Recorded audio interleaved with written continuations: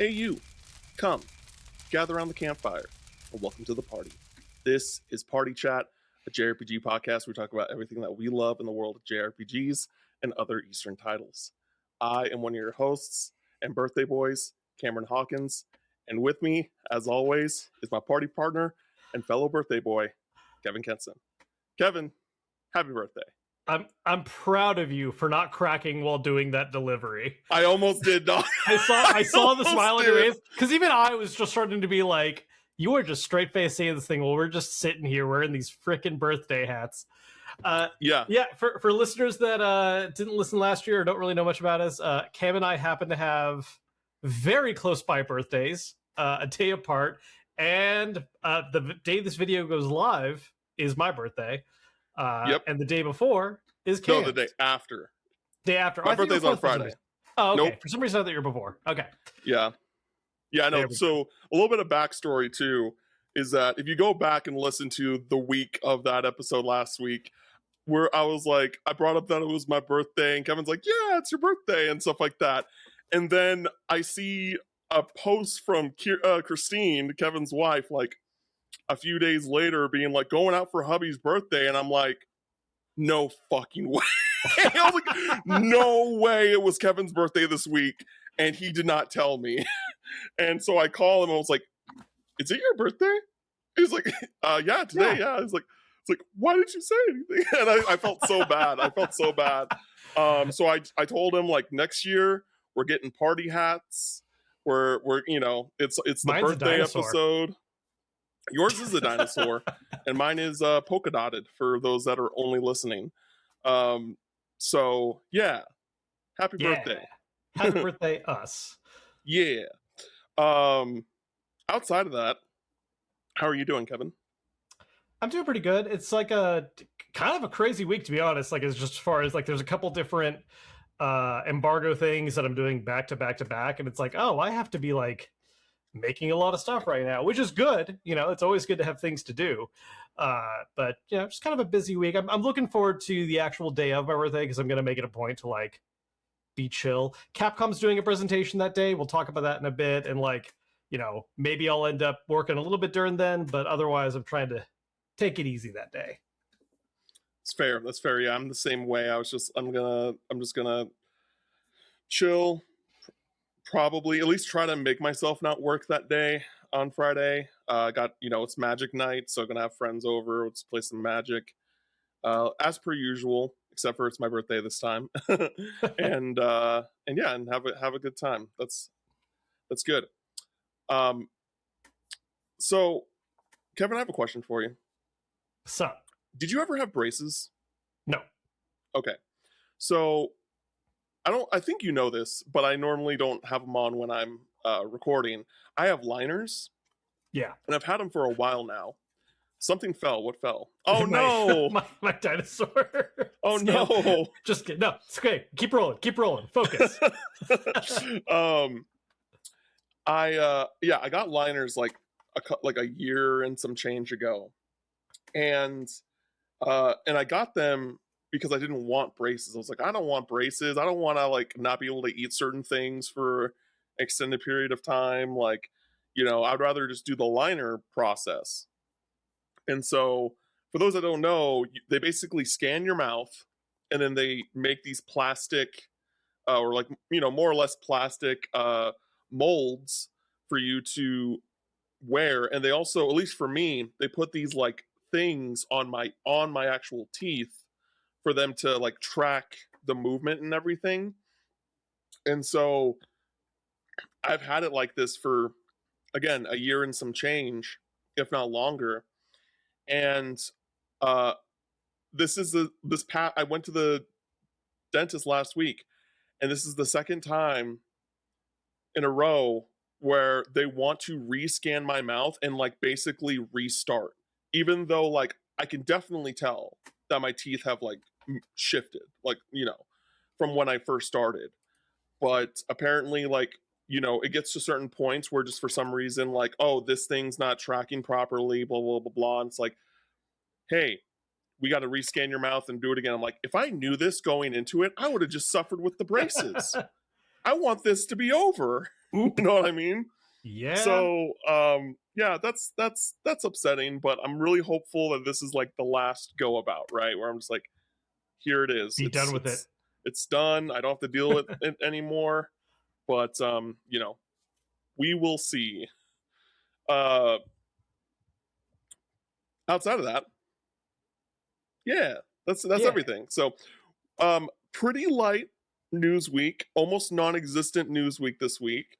Um and we're gonna have a pretty fun, potentially heated. I don't think we've never gotten properly heated on this podcast before. So you know, outside of some other people listening to the podcast commenting thinking we have. I thought you were about to say we're gonna make some listeners heated, but you know. Oh, we'll probably, yeah, no, definitely. We're gonna get more comments being like, oh, like they got terrible takes, and that's fine. You know, we like what we like, you like what you like, that's fine. But before we do that, we're gonna get into some housekeeping. If you've been enjoying the show, please go to your podcast service of choice. Hit the follow button over there, as well as go to youtube.com/@partychatjrpgpod. Hit the subscribe button over there. We've gotten a pretty significant boost since the Legend of Heroes Trails Beyond the Horizon spoiler cast that I did with JRPG Pursuit and the Level Up Legacy crew. So thank you to everyone who's followed and found us through that. Appreciate you. We also have a Discord that is open. You can join. There's a link in the description of the pod of this episode where you can join in. We've had more and more people join in. It's been really great. Great vibes, great discussion. And also we have Patreon membership, YouTube membership, where for $5 you get the Campfire Catalog podcast, which is our book club podcast, as well as a monthly episode. We just recorded an episode like a week or two ago. Yeah, and then we have the Magic episode for January up on YouTube and Patreon as well for those that are subscribed to that. Kevin has gone hands-on with Crimson Desert, and we have a nice little preview discussion up on YouTube and podcast services for you to check out. I really enjoyed the discussion that we had. As someone who has not gotten to play that game at all and only see things and hear about things, I really enjoyed our discussion on that, and I still very much can't wait to check that game out. Lastly, go to youtube.com/Kevin Kenson, hit the subscribe button over there, and make that birthday boy happy. Look at that smile. That's got to be a new profile pic. You just got to screen cap that and everything. It was so good. Okay, now we're going to get into the news for this week. Our main news story for this week, we got a teaser trailer for a new RPG from Bandai Namco. It should be announced officially the day this episode drops, so we'll talk about our thoughts on it next week. Just poor timing in general, unfortunately. But outside of that, there's kind of been like two main thoughts here. You know, a lot of people are hoping that it's a new Tales of game because we haven't gotten one in a long time. Is it this year or last year that was the anniversary year? It was last year, right? Last year was the anniversary year, yeah. Yeah, so it was a big anniversary milestone last year. We didn't get a new title that year, so, you know, a lot of people are hoping that this year we're finally going to get something. But on the other hand, you know, some people that are familiar with the IP say if you watch the teaser trailer, there's a giant tower in the middle of like the first shot of the trailer, and it's very similar to the tower that is like a part, I guess, like of the main location from the last Sword Art Online game. And so people are hoping that it is not a new Sword Art Online game, but there is like a little bit of evidence. I wouldn't say it's like obviously a one for one. It's pretty far in the background of the scene, but you know, that is something to put into consideration. Kevin, what are your thoughts? Yeah, you know, I look, I'm not the biggest Sword Art Online guy, so maybe I'm just like not tapped in enough for it. I feel like it's not, only because the little bits we're seeing in the trailer, the art style just doesn't scream Sword Art to me. Mm-hmm. You know, a lot of the environmental detail and stuff, not that it's realistic, but I think it's pushing in that direction. Whereas Sword Art, I would expect something to be maybe just a little bit more like anime themed.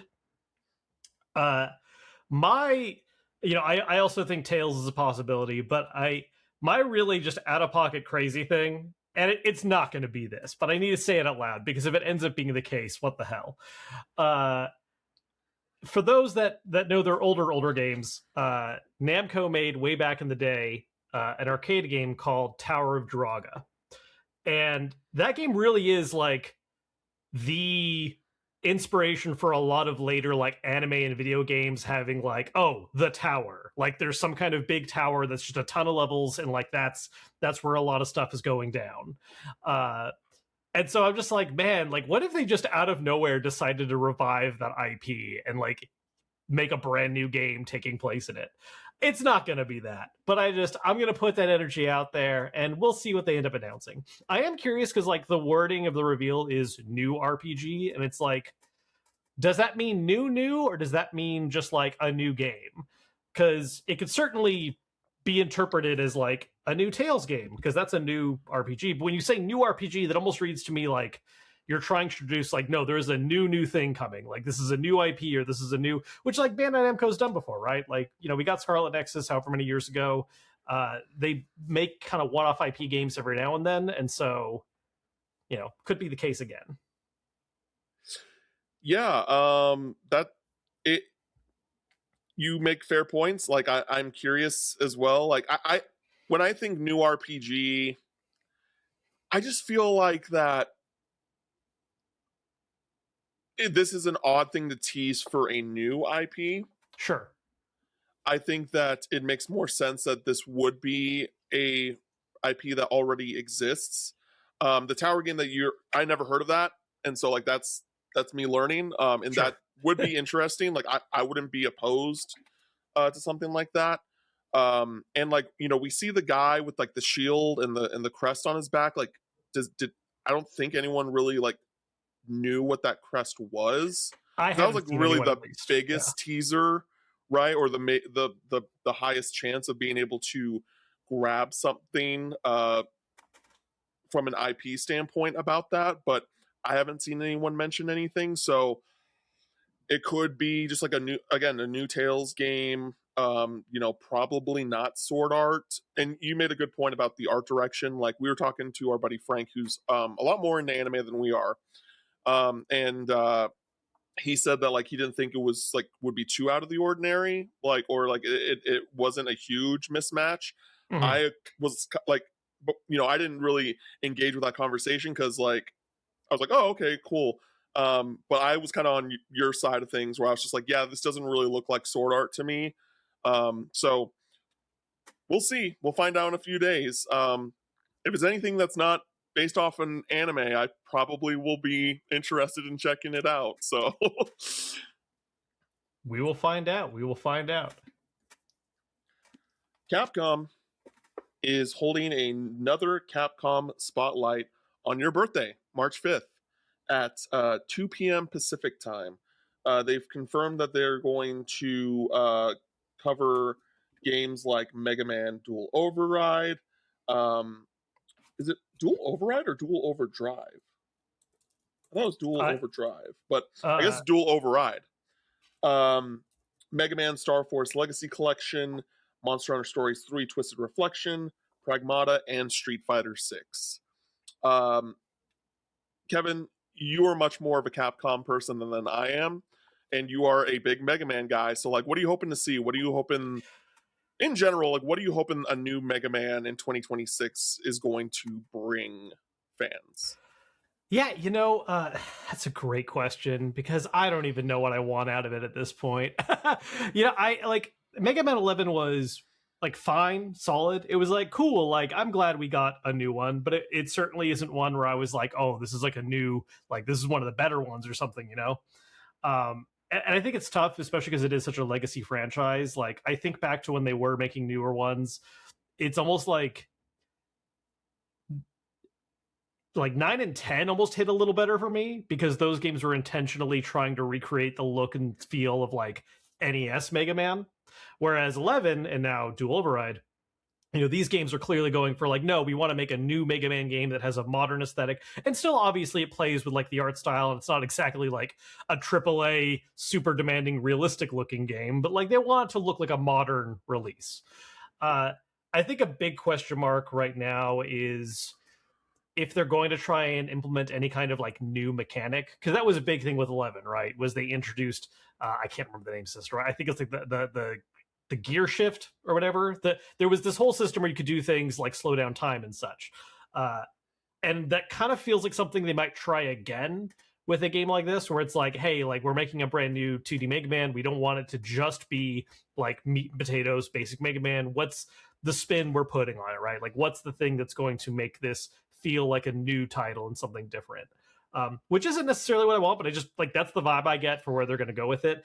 And so that's, I think, the biggest question the presentation needs to answer is like, hey, we got that initial reveal and teaser at the Game Awards, and that kind of just showed off the art style and like that this is happening. But now let's actually learn about like, what is this? Like, what is it actually? What's the goal? What's like kind of the design purpose of it? What are we doing to either have it fall in line with past titles or do differently? Yeah, I want to know. I want to know. Yeah, I mean, Mega Man is, I think I've talked about it on the podcast before. Mega Man is a series, one of the bigger series that I just like don't have much history with. Like, I tried the first game through the Legacy Collection. Like, I bought like that collection box that only came out in Japan. Because for a while, no one was really buying it, and it was like pretty cheap. So I was like, yeah, sure, I'll buy this. And also, it was the only way you could get like the back half of each collection physically on Switch, was if you bought it that way. So I was like, cool, that takes care of that. Like, kill two birds with one stone. And I started playing it, and I just found it really difficult. Like, I know that it's supposed to be a challenge. Like, I found it incredibly difficult to the point where I was just like, am I doing something wrong here? Like, outside of just getting good. I will say that a problem I know a few, like, because I have a couple like speed running type friends, and I know there's been some complaints with the Legacy Collection in terms of like input lag and reactivity of it. And especially when you have older games like that, having lag can be life or death, like literally. Yeah. Like, I think my favorite story where I firsthand experienced this was playing like Donkey Kong on like modern systems, and like there are a few specific like minecart levels and stuff where I'm like, man, like this is just giving me a little bit of trouble, I don't know. And then booting it up, like plugged into a CRT and playing those same levels, it was just like first try, I'm in it, I know what's up, like I'm hitting the jump at just the right moment. And so like a lot of those older games were, designed around the idea that like, what's input lag? Like you just you hit the button, press and do. Yeah, you press and do. Yeah, so that could be part of it. Yeah, that very much could be, and that's something that I just like, I want to get back to eventually and do it, because I know that obviously that series is so beloved. So like for me, this is not like a game I see myself playing anytime soon. Like, obviously we might get a chance to preview it like at SGF or a PAX or something like that, and I'm definitely down to check it out that way. But in general, it's like, no, I want to play through the series and see how the series evolves over time and like go that route. Because like also the games aren't super long either. Like once you kind of get the gist of how everything works. Yeah, so most of them are pretty short. I mean, these are single sitting games if you know what you're doing. Like, no problem. Exactly. So that's something I definitely want to get to.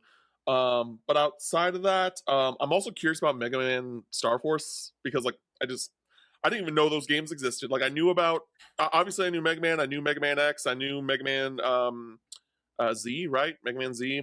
Yeah. And I knew about Battle Network, but then I saw Star Force. I'm like, what the fuck is Star Force? I've never heard of this.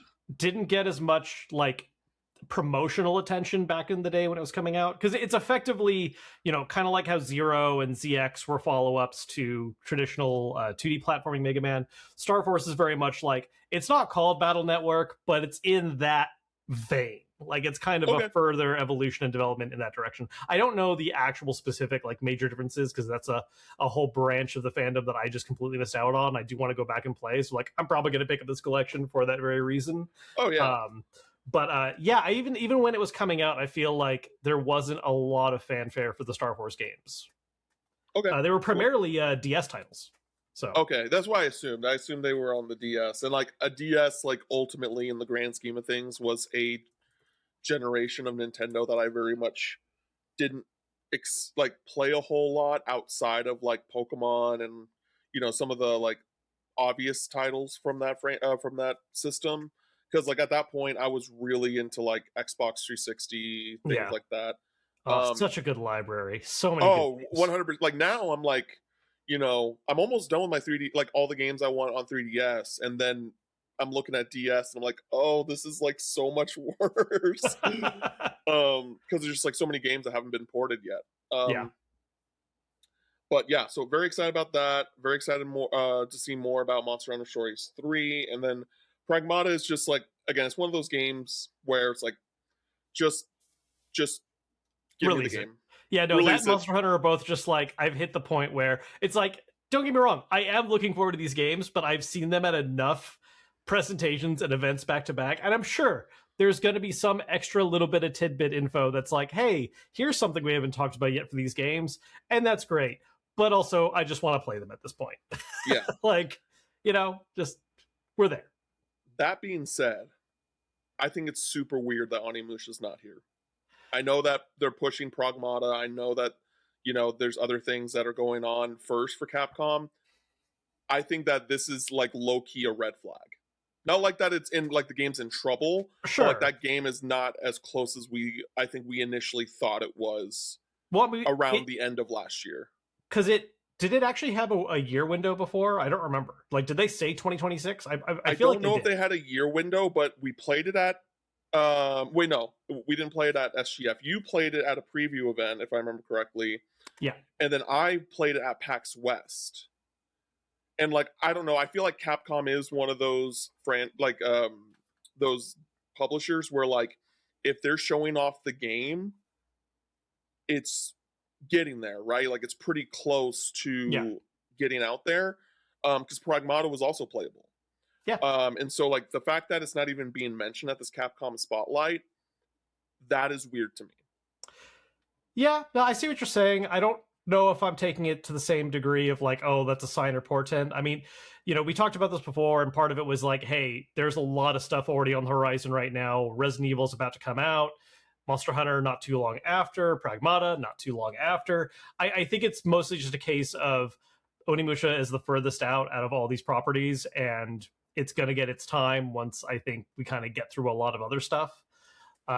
If we end up not hearing about it by like, Summer Games Fest this year, then I agree. It's like what's happening? What's going on right now?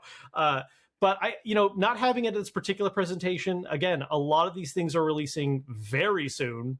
Monster Hunter is like a week away or something. Yeah, but like, so Mega Man Star Force Legacy, it's a port, right? Sure. Like that, I don't like. Obviously, they want to like make a final push on it. Yeah, but they like want to advertise it. Yeah, yeah, but like that's a collection that will maybe sell 1 million, maybe.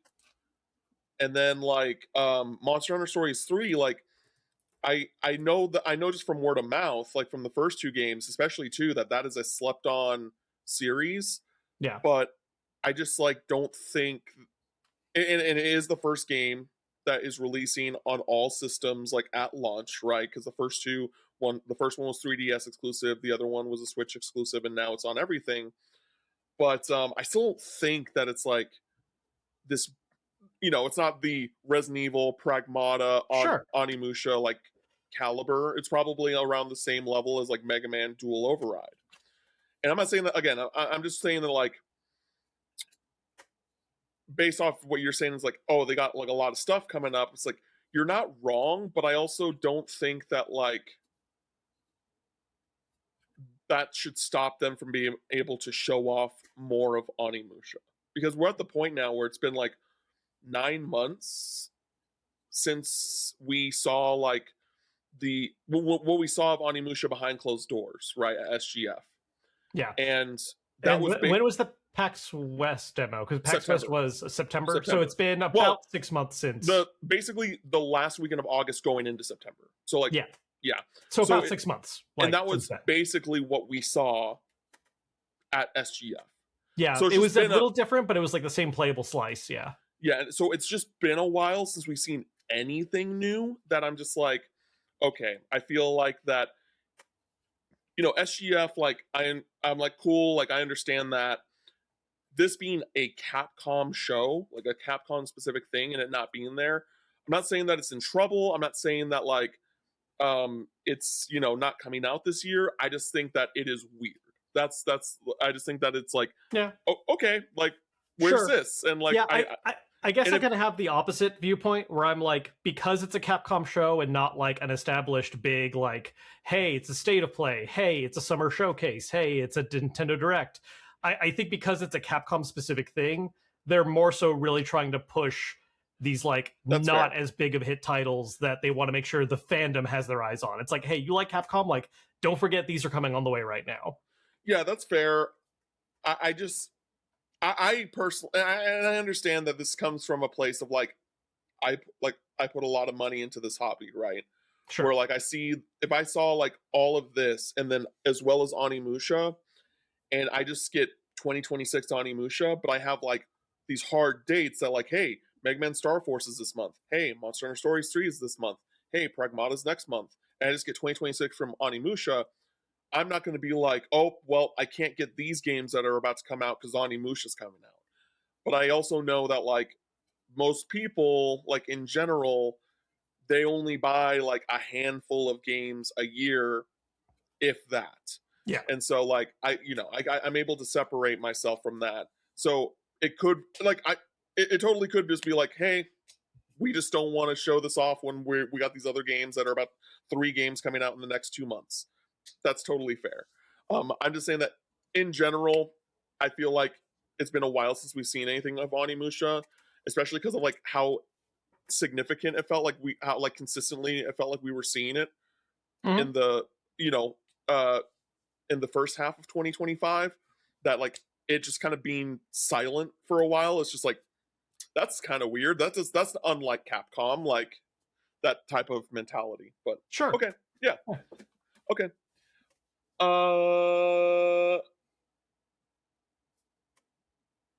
Mario Tennis, Mario Clash is coming to Virtual Boy on NSO on March 10th, and Mario vs. Donkey Kong is coming to Game Boy Advance on Nintendo Switch Online on March 10th as well. I believe this is the same Mario vs. Donkey Kong that got a remake on Switch, correct? Yes. Yep. Yeah, so if you both are available now, that's cool, but it's not any different outside of visual aspects probably than yeah. the I don't Switch really remake. know I don't know the Switch remake specifics. I'm sure there might be some other bonus content mixed in there or something, but it's one of the few first party Switch games that I still don't have. I still need to pick up. I've just been waiting for it to go down in price, and it's just kind of kept on sitting at that $40-$50 range, and I'm like, first party Nintendo, buddy. That's gonna be a long wait. yep, exactly. And then it's worth noting, last week we talked about the Trails in the Sky Second Chapter Collector's Edition, and I mentioned that there had to be a certain number of reservations made for the actual Collector's Edition to come to fruition. It has been confirmed as of today that cap, or that not that cap, but like that quota has minimum, been met. Yeah. So it's happening, everybody. So you have until this Sunday, March 8th. No mention of extension, unfortunately, to put in your pre-order if you want to get it. And then the last thing for the news this week, we got an Indie World this morning. Overall, I thought it was a solid Indie World. I think especially for how short it was. Like, it was a dense 18 minutes. Yeah, I agree. And we're just going to talk about a couple of the games from like Japanese developers and like Eastern games that showed up. But in general, solid indie world. If you're into indies, definitely give it a watch. The first one, Kevin, I know you're more knowledgeable about this than I am. Homura Hime is Yes. coming. It got a Switch 2 edition confirmed, and then it's the game in general is coming out tomorrow. Yeah, so well, the game is being released on PC tomorrow, and that Okay. was like an already known thing, like on Steam. And then the announcement today, which interestingly was at the Japanese Indie World and not on ours. The Japanese Indie World was like twice as long. Like they had a lot more announcements, and understandably, some of those are because they're just games that don't currently have plans for like an English localization. Yeah. But there were a couple games there that we know are getting English localization because they've already been announced, at least for PC in the US. So it's kind of like a question mark of like, is this because they're not sure if they're going to get like a Switch 2 US version? Like they know they're making it for Switch 2, they know they're making it in English, but do they not have like that crossover happening for sure? Not yet. Because yeah, Homura Hime was not at our presentation, and it was like the closer for the Japanese one. But yeah, this is like an action game. One of the big kind of pitches with it is that it's a fusion of action game with like a bullet hell. So the idea is that you're going to have boss fights where there's a lot of stuff on screen and a lot of projectiles flying around. You have to move around. Kind of a little bit Fury. Vibes of like, yeah, I was going to say Fury. I was also going to say just like kind of the vibes of, I'm having a brain for right now. The Sony not first party game that you really Returnal. like. Yeah, Returnal. kind of Returnal, It but is first Melee. party. Yeah, it is. Well, it wasn't initially though, right? Weren't they not bought yet? It might have been like right before, right after. I don't remember which. Anyways, no, yeah, it was right after. Is, I'm pretty sure, actually. Yeah. Anyways, though, point is, like, picture that kind of like enemies and boss attack patterns, but also it's a melee focused game. You're not running around with a gun. You've got swords.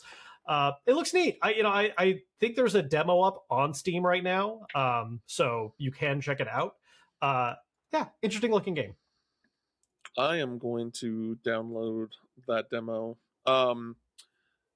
Cool. The one announcement from the indie world that I really liked was we got a release date for Ratatan, which is from the original Patapon devs. It's coming out on basically everything outside of the original Switch on July 16th. This game's been in early access for a while, but I know that I got some like negative feedback because of it wasn't like as much as Patapon as fans of the franchise wanted. So like I haven't really been following the updates of that game over the past year. But it's cool that it's finally hitting 1.0. I'm very curious to see how it comes out because when I played it at SGF, it was one of my favorite things I played. I really enjoyed it. If you like Patapon, it does have like its Hades inspirations that I think fans that are just like roguelikes would really enjoy. So I just wanted to mention that. Kevin, is there anything else that you saw that you wanted to bring up? Yeah, I think one other one worth shouting out, because it's not a Japanese dev, but like they wear their inspirations on the sleeve pretty hard. Dench Attack, which is a game that we've known about, but that was the opener for the US indie world, and this was a part of Steam Next Fest, but they've also now announced that the demo is going to be on Switch 2 as well. I mean, it's definitely on there by the time this is live. I played the demo on Steam Next Fest. It was fantastic. I really I appreciate the trailer we got today more, having now played the demo, because the demo kind of gave me the building blocks of how the game plays, and I get the kind of basics of it now. Which it's not a particularly complex game. You know, you're doing a lot of cool tricks, you're going between rails, but I understand some of the control intricacies of it, which is interesting. And then seeing bits of the trailer where I'm like, well, wait, how the hell does that part work? I'm just like a lot more engaged. I'm like even more engaged now. I'm just like, hell yeah. Like I want to play this game ASAP when it drops. Yeah, I have friends that are very excited for that game in particular when it comes in the indie scene. So that's definitely a game that I want to check out. It doesn't seem like it'll be a super long game to finish, so Yeah, seems like the kind of thing where, like, you know, your game time is going to be a little bit at the mercy of how much of a perfectionist you are, right? Like, I Yeah. could absolutely see this being the kind of thing where it's like, oh, is there like a challenge mode, or am I just trying to get like the highest score I can on the stage? Like, I could see you really getting into it and soaking some time in that way. But if you just want to like get through it, yeah, I get the vibe. It's going to be a relatively quick time investment for sure. Before we get into what we've been playing, I did want to go over the releases for March. Starting with Pokemon Pokopia, or Pokopia. We still don't know what the right title is. Comes out on Switch 2 on March 5th, Kevin's birthday. Fatal Frame 2 Crimson Butterfly Remake is coming out on PS5, Xbox Series consoles, Switch 2, and PC on March 12th. Monster Hunter Stories 3 Twisted Reflection is coming out on PS5, Xbox Series consoles, Switch 2, and PC on March 13th. The Seven Deadly Sins Origin is coming out on PS5 and PC on March 16th, as well as iOS and Android on March 23rd. Crimson Desert is releasing on PS5, Xbox Series consoles, and PC on March 19th. Death Stranding 2 on the Beach is releasing on PC on March 19th. Damon and Baby is releasing on PS5, PS4, Switch, and PC on March 26th. Super Mario Bros. Wonder Nintendo Switch 2 Edition and Meetup in Bella Bell Park is coming out on Switch 2 on March 26th. Virtual Fighter 5 Revo World Stage is coming to Switch 2 on March 26th. And Mega Man Star Force Legacy Collection is coming to PlayStation 5, Xbox Series consoles, PS4, Xbox One, Switch, and PC on March 27th. Now we're going to get into what we've been playing for this week. Kevin, you've been playing anything? Some stuff that I can't talk about just yet. But I did pick up Pokemon FireRed when that went up on the 30th anniversary, and I played through I got to like the second gym. I didn't like do a heavy push because I just got too much other stuff I want to do, but I just wanted like that moment. I will say, between that and I think generally like solid positive energy from the Pokemon presents and like looking at winds and waves coming out, it did make me kind of be like, all right, hold on, like what am I, if I wanted to like get a little serious, what do I need to do to complete some stuff? Because I totally like, it's been kind of in the back of my mind for a long time and I kind of forgot about it. Gen 6, I made like a living Pokedex. Like I had a full box of just every Pokemon, one of each type, including like, different design ones and stuff. So I was like, I never brought that over like to Switch. Like that's just been sitting on either Omega Ruby or Y, and I don't even remember which one it was on. So I put the work in. That's now in my Pokemon home. So I just immediately went from like no Pokedex to 721. And now I'm just like, okay, well, maybe we'll go back to ZA for a little bit, finish up Scarlet and Violet, and we'll see like where are the gaps. Like how long would it actually take me to fill this thing out? That is a long-term goal of mine. Like I want to in general replay through the Pokemon series, and I want to create a living Pokedex. Like I want to have it all. Yeah, and if you want to be hardcore about it, I mean, you can still technically, until they remove like the Pokemon Bank to home transfer support, you can still like bring stuff all the way back from GBA. It takes some work, and you have to have the right kind of systems on hand to do it. But that was even what I did when I made that living dex for up to Gen 6, was like I played stuff on the GBA, I transferred that to my DS carts, I did stuff on the DS carts and then transferred that to 3DS and like built that all out. And so those tools are still around and functional because a couple of them are in game. I think the biggest headache is you need to have a DS Lite that still has both the GBA slot and the DS slot, obviously, because that's how you do the transfer for those ones. Yeah, but those are cheap to get too. Yeah, those aren't too bad. Well, prices have been getting worse, but yeah, they're not too bad.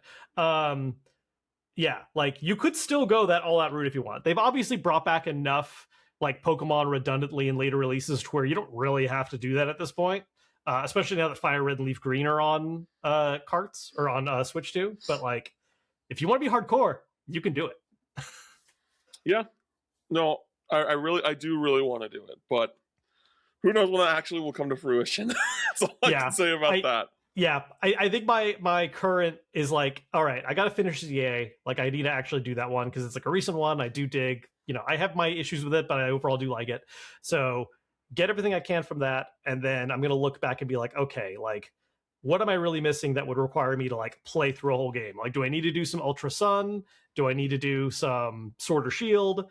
For sure, I got to do Scarlet Violet because obviously that's Gen 9. It's the only game you're gonna get Gen 9 stuff in. Uh, but yeah. Cool. Yeah, I played the demo on Steam of People of Note, which we've talked about on the Yeah. podcast a few times. I didn't even realize that demo dropped. I missed that. Yep. So I was just like, and I can't talk about what I have been playing, so I was just like, I want to talk about something, and I really want to play this game, so let's play this demo.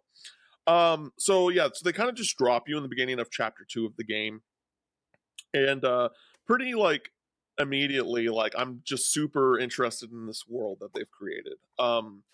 It's so basically the main character, your name is Cadence, and she's really into pop music. And she is trying to basically find new members to like create a band to perform in this competition. And so she ends up in, I think the whole like region is called Durandus, and like pretty immediately you can tell that this is like a area where there's a lot of like rock genre related people and like culture and stuff like that. So like the first area you're in, like everyone loves metal music. And then like as you explore the map more, there's like a punk district where everyone loves punk. And then you get to one later where it's like everyone loves grunge music. So this is the Trolls 2 movie. I've not watched Trolls 2 movie. Whole side tangent. Look, I feel like you might enjoy them. I'm not really into that space, but my wife loves them, and I watched them with her. And we're like, oh, okay. I watched. Oh no, I don't. Did I even watch the first Trolls movie? I don't think I did. Yeah, I don't. 2 is the weakest one. 1 and 3 are actually like, again, not really like my place, but like I understand it. Like I get it. 2 almost got me because they brought back NSYNC. Like, that was 3. That was 3? Yeah. Oh, then I haven't seen any. I haven't seen any of them, Kevin. Yeah, no, because like NSYNC is like blank check to be able to see them front row. I don't care, like, and I'm not even saying in their prime. Like they could perform today how they are now.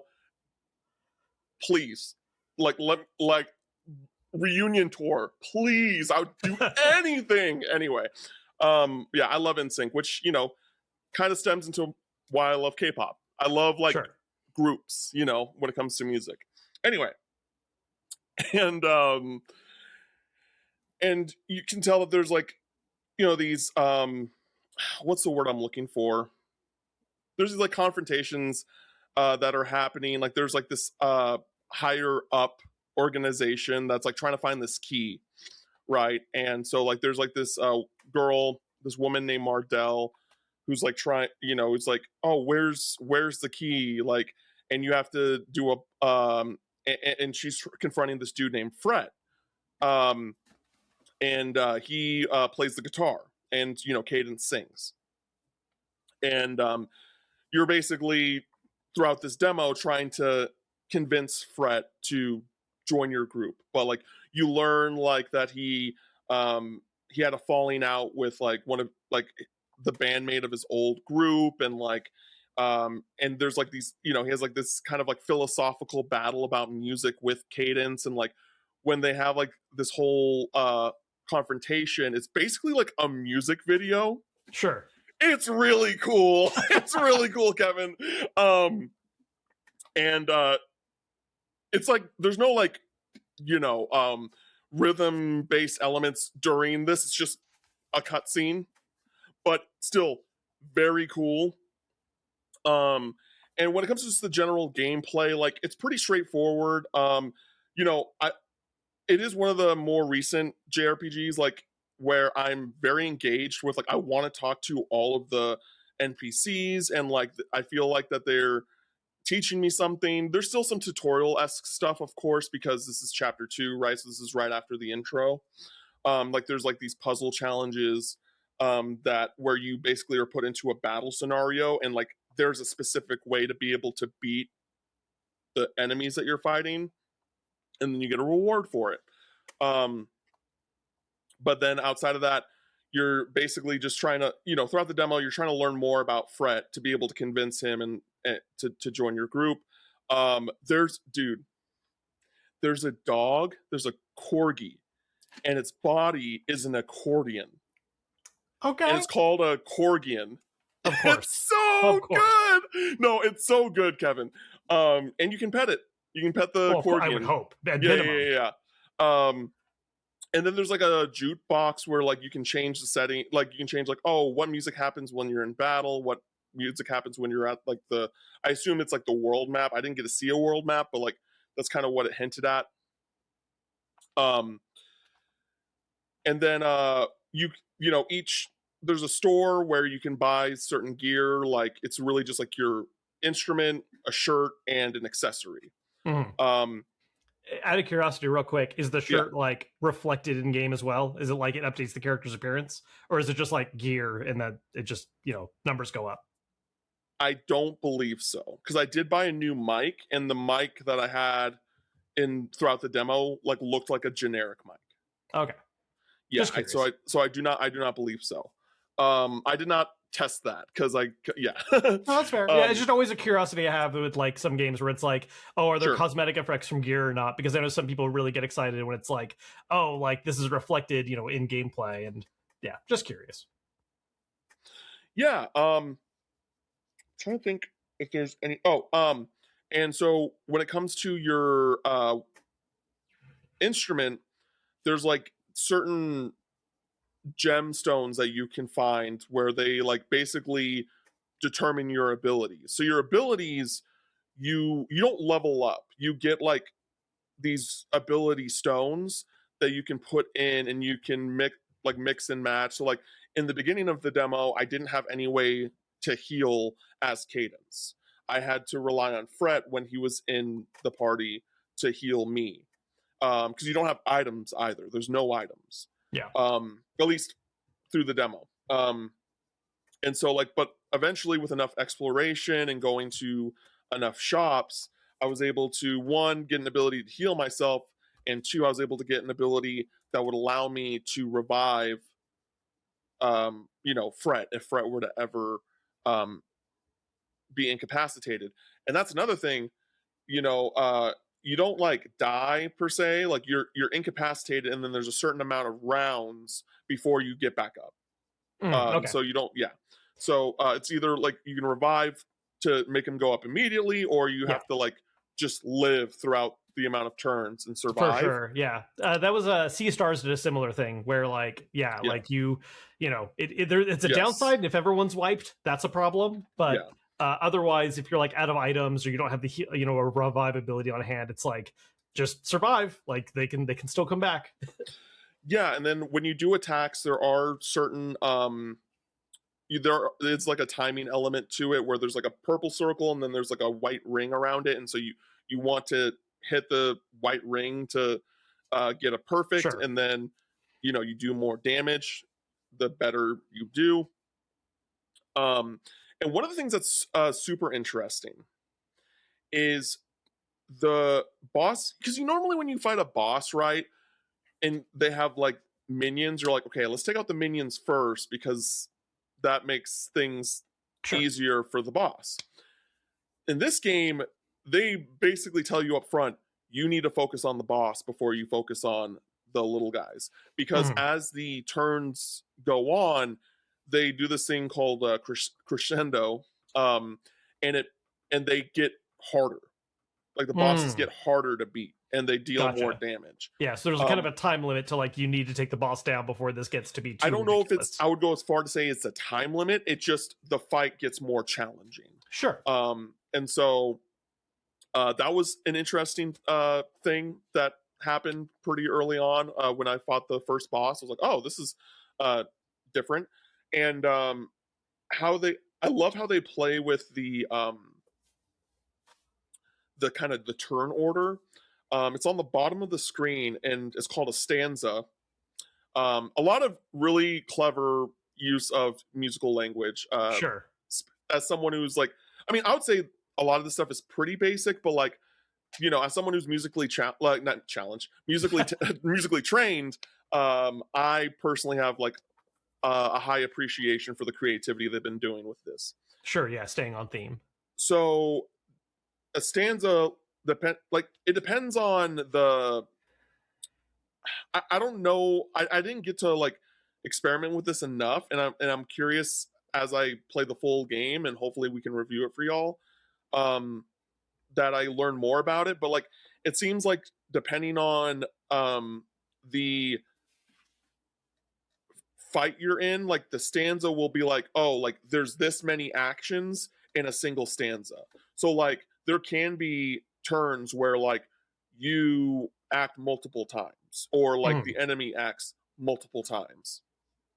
And so that is how, but they tell you like this is what everyone's going to do. They tell you what the move they're doing is.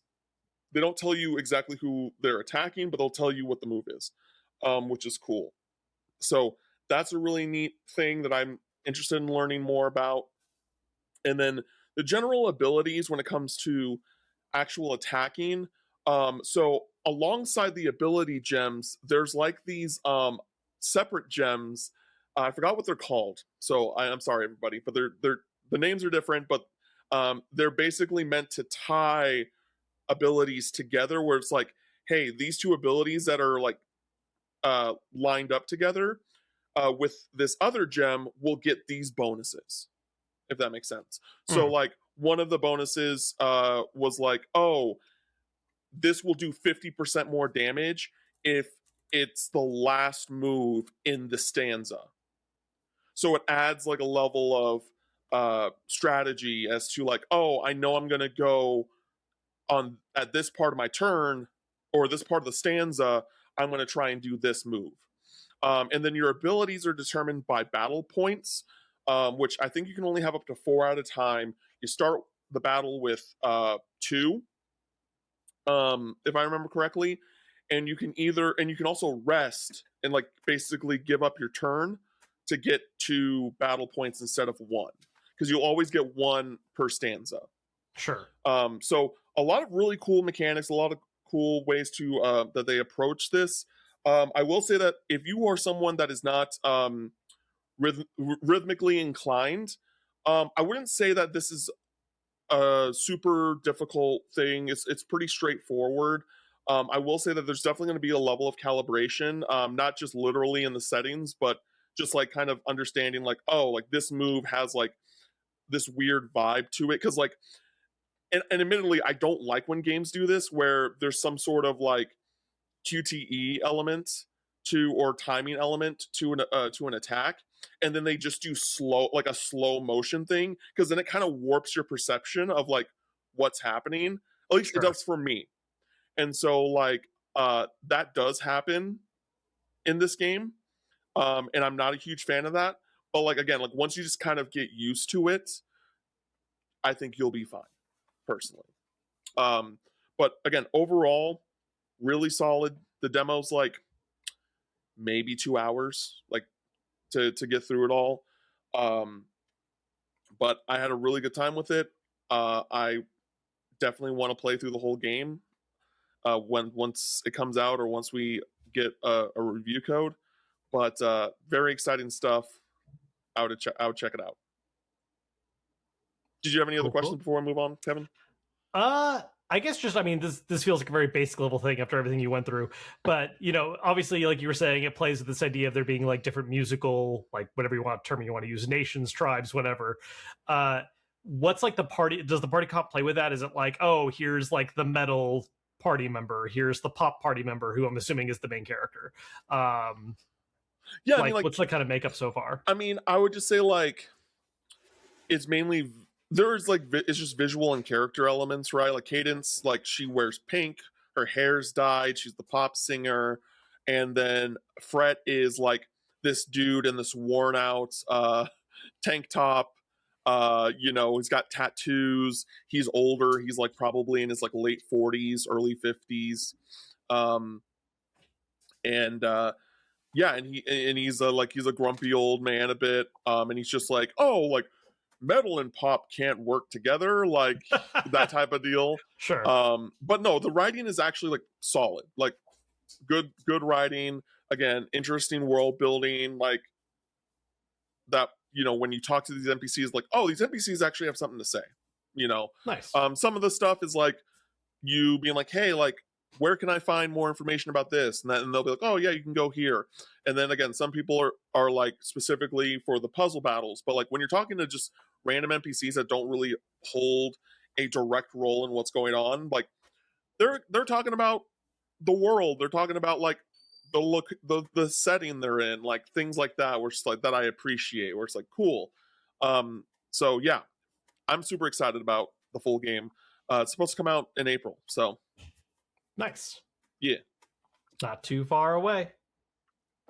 Now we're getting into the top of the show, which no one will have any problems with. There will be 0 comments, and and the comments that will be there, they're going to be nothing but glowing. I want to note, so like, depending on how busy our lives are, what's going on, sometimes we have topic of the shows that are like, yeah, we've been wanting to talk about this for a while, like this is a planned thing. And sometimes we have topic of the shows where it's like, fuck it, this is what we're doing today. Yeah, this is one of those moments. Yeah. And it actually almost makes it worse in my head, because I'm just like, oh, we're about to make some calls that I have not mentally prepared myself for. Oh man, it's like, because it was so funny, because I was just like, I remember I messaged you something, and then you answered it, and then you're like, by the way, what's the topic of the show tonight? And I'm like, that's a great question. That's a great question. And it was funny too, because I was just like, I said like, oh, this is gonna be the topic of the show, and then maybe like what, an hour or two later, I'm like, hey Kevin, my brain is telling me that we've actually done this before. Am I right or wrong about that? And you're like, I don't know. I said, like, I'm pretty sure we haven't. We've done stuff similar to this, but we have not done like a strictly. So we haven't even said out loud what the topic is outside of if you've seen the description or the title of this video. We're anticipating the listeners. Yeah, we're doing tier making, but like JRPG franchises. Yeah. And so there's gonna be some choices here that are very reflective of who Cam and I are as people, and some listeners are probably gonna have opinions about that. Yeah. For the people that are, if this is your first episode of the podcast, let me tell you, like, I think most of our takes are going to be reflective of like what we've said over the past, like, 14 months we've done this podcast. Like, I think people that listen to us regularly, they're gonna be like, yeah, they're that gonna know checks what's out. Coming. Yeah, they're gonna be like, yeah, that checks out, even if they disagree with us. Sure. So we're gonna just open up this huge bag of worms. Did you? Like, what's the actual list we're going with here? So I've started a list. I made a list of like probably like 15 franchises. Okay. If there's any ones that you're super passionate about us like talking about, once this list is done, feel free to bring them up. Okay. But we're gonna, and this is how we're tier listing them. We're again, this is tier, so we're not ranking them like 1 through whatever. Sure. Because that would be impossible for us. Like we would not be able to. We would not be able to do that. I'm not doing that by myself, and having to like account for your wild ass opinions at the same time. That shit would not work. We would get nowhere. Okay. But yeah, what are the tiers? What are the tiers? Hit me. So we're just gonna do. So okay. I think right now it's fine if we just did from top to bottom S, A, B, C. Okay, so just four tiers. For now. If we need to add another tier, like below C. If we're like, man, we hate Xenoblade so much, that goes into... But yeah, I get you. Okay. Yeah. And I honestly, I don't even think we're going to need that 4th tier. Like, just based off of my... like, because we love JRPGs, right? No, like, even the ones that we kind of talk crap about, it's like at the end of the day, I'm still like, I like it. Like it's Like, like solid. even we'll get there. We'll get there. I'm not trying to, go super deep in it right now, but like Yeah. there are franchises that I know that I'm not a fan of, but I know like I can recognize like, oh, this series does this thing really well in a way that like it offers only in this franchise that like, I have to respect that. Okay. So we're gonna start big though. Final Fantasy. Yeah, I mean the obvious one in the room, right? Like Yeah, Final Fantasy. Yeah, how do you not talk about it? And Final Fantasy is an interesting one because of the fact that like let's put this into perspective. When we talk about franchises as a whole, we're talking about mainline. Let's just focus on mainline because I think that with certain franchises, it like really will just bog down the overall like idea of what we're going for. You don't want me to account Final Fantasy Explorers for where we put Final Fantasy? No. Damn. Or Chocobo Dungeon or Chocobo Racing or, Fine.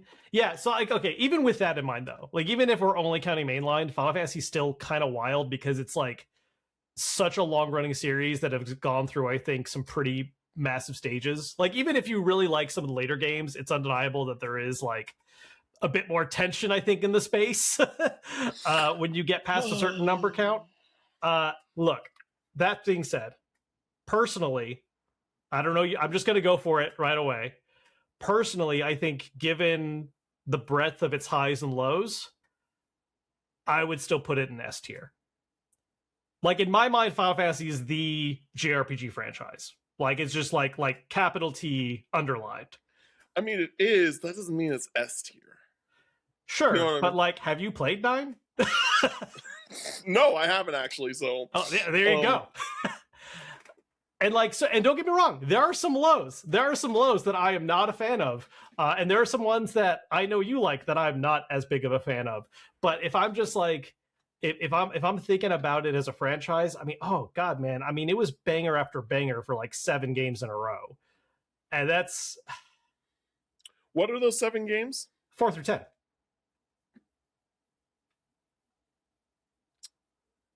Okay. Yeah, I mean, like, I think golden era JRPGs, man. SNES through PS1. Holy shit. Yeah, but like Final Fantasy VIII is one of the most divisive JRPGs out there. It's divisive, but it's not shit. Like, I think there's an important distinction there for 8. Okay. And that's like the lowest you get in those 7 games. We're gonna leave it at S. I'm okay with leaving it in S. I think this was a bad first choice because a lot of the arguments I want to make against it is in regards to other franchises that I think should be in S. Okay. And I need like to make that comparison for you, and maybe you can just be like, I just disagree with you still, and like probably. So I will give this to you. We're gonna circle back. It has to. Okay. Yeah. No, it's gonna come up. Yeah. So we're gonna do that. Next off, you know what? I don't want to go down the line because it's gonna be too much of a weird thing. Just hit me with something. Shin Megami Tensei. Okay, and we're only counting main lines, so I'm not accounting for like counting main lines. I have Persona listed separately. Okay, yeah, no, that's fair. I get that. So I'm talking about that will argue it's all one franchise, but like I get it. So we're not talking Devil Survivor. We're not talking Rido. We're not talking Digital Devil Saga. We're not talking Digital Devil Saga. I would argue Strange Journey still counts as a main line, but like that's anyways. Yeah. So like it was basically called 4 until we officially got 4.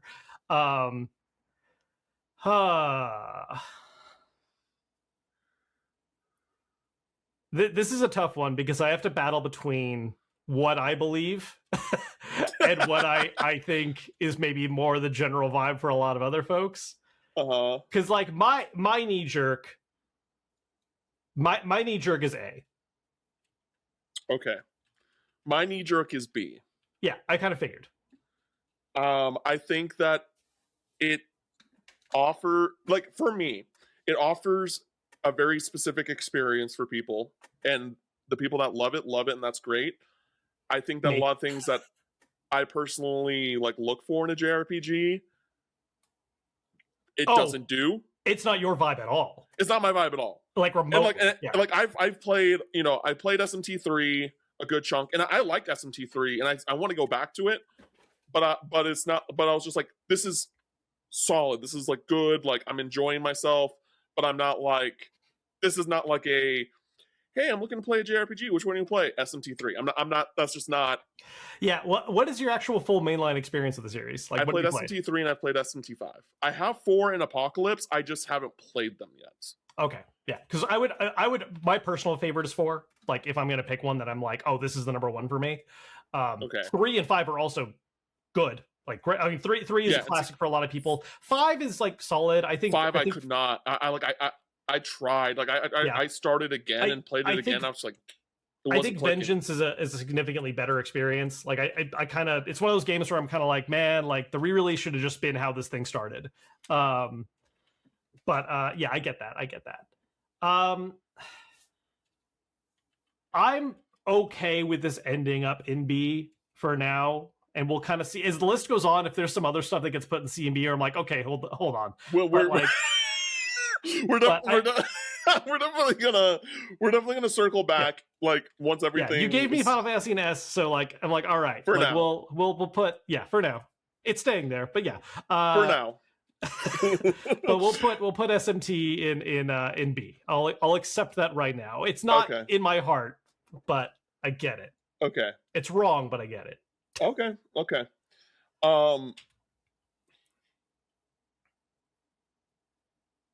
Let's do Paper Mario. Okay, interesting. So here's the problem. My experience with Paper Mario as far as like finished goes is like I've played the hits. Like I've played one, I've played Thousand Year Door. I've started in others, but like I have not put the time into like the other ones that I know are not as popular. It's okay, homie, because I have 2 franchise listed here that I've never played, and they're basically your call. Yeah. So don't worry about that. There's one franchise for sure that's your call that I have no say on. So. Oh really? Oh yeah. I was wondering what are you talking about? Yeah. Sorry. Okay. So Paper Mario's tough, right? Because like the highs are high. The highs are so damn high, and the lows are pretty damn low. Yeah. But like, because here's the thing. When I think about the lows specifically, like Sticker Star, right? Sticker Star's low. It's not offensively bad, right? It's not offensive. It's just like, hey, like, why did you do this? You know what I mean? Like, it's just like, hey, why did you make a game where like leveling up doesn't matter, like combat doesn't matter, like that type of thing, right? And that was like, that rubbed people wrong, you know, understandably so. But then you have like, but like really every other Paper Mario game is at the very least good, right? At the very least good to one of the best games ever made, right? Like the Thousand Year Door is like a 10 out of 10, or if not close to it. Like Paper Mario is just a solid classic game. Yeah. Again, Color Splash, super underrated, and I think that most people would really like it if they gave it a shot. Cannot attest to that. I know you can't attest to it. Yeah. I know there's certain elements about Color Splash that, like, you know, are different from Paper Mario and Thousand Year Door that, like, people may not like. But if you take the game for what it is, it's really, really good. And a lot of people really liked Origami King. It has the same issue with Sticker Star where, like, outside of boss fights, combat does not matter. But, like, story and, like, the boss fights in and of themselves are very fun. And I think is another, like, solid, like, 8 out of 10 type game. Where it's like, I honestly think it sits an A. It's got to sit at least an A. Really? I mean, Thousand Year Door, Paper Mario, I Color agree. Splash. The highs are high. I'm just like, are the highs high enough to bring everything else out of B? Because I figured we were going to sit somewhere around, like, honestly, before you said A, I thought we were going to be fighting over B versus C. A surprises me.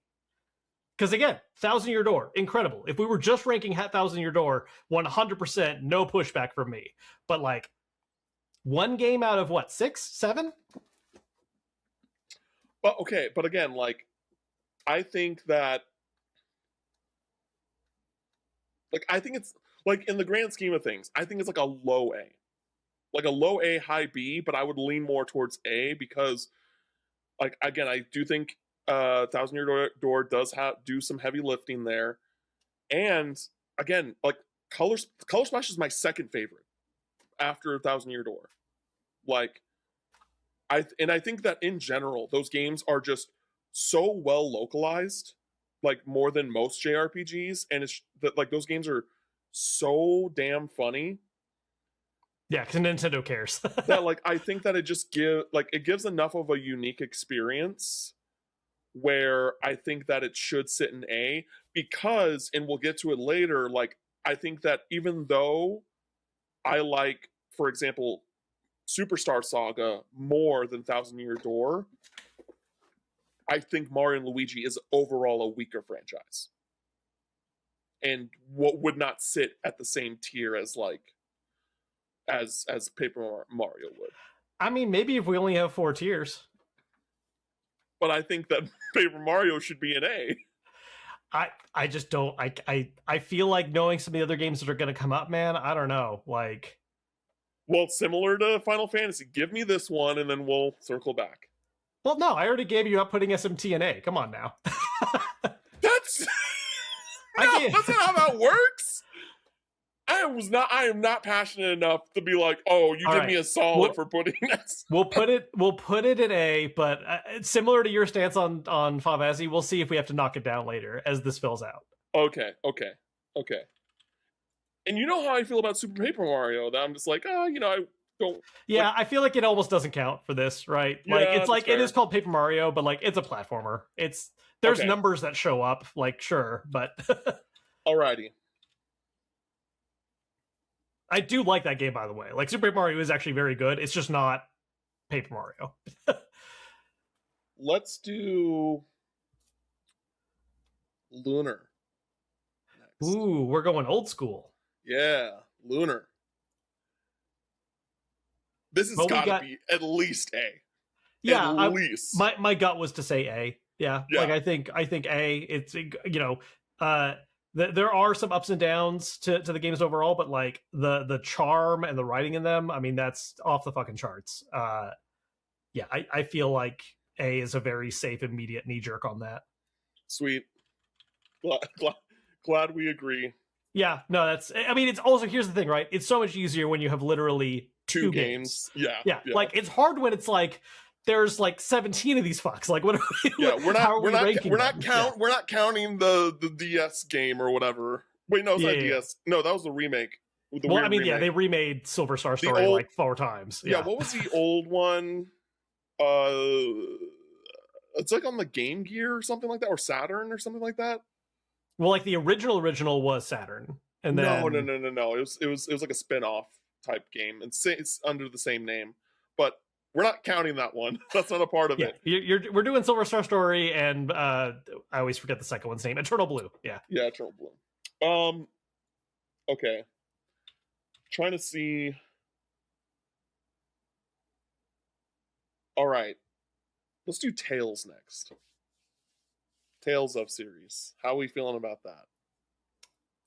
You want my knee-jerk answer on this? Yeah. Look, I like Tales a lot. It's a series I've kept up with, and I have a lot of respect for its highs. But if we're doing franchise to franchise, like overall, I look, someone's got to be in C, and I think it's going to be Tales. That's just all I'm going to say. And I say this liking Tales. Frank, I'm very sorry. I know Frank loves the series. Look, someone's got to be in C. And again, C doesn't mean we dislike it. I like Tales a lot. I got some personal favorites. Someone's got to go there. We can't all have S's, A's, and B's.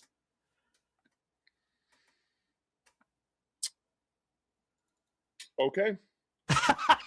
Like, no pushback.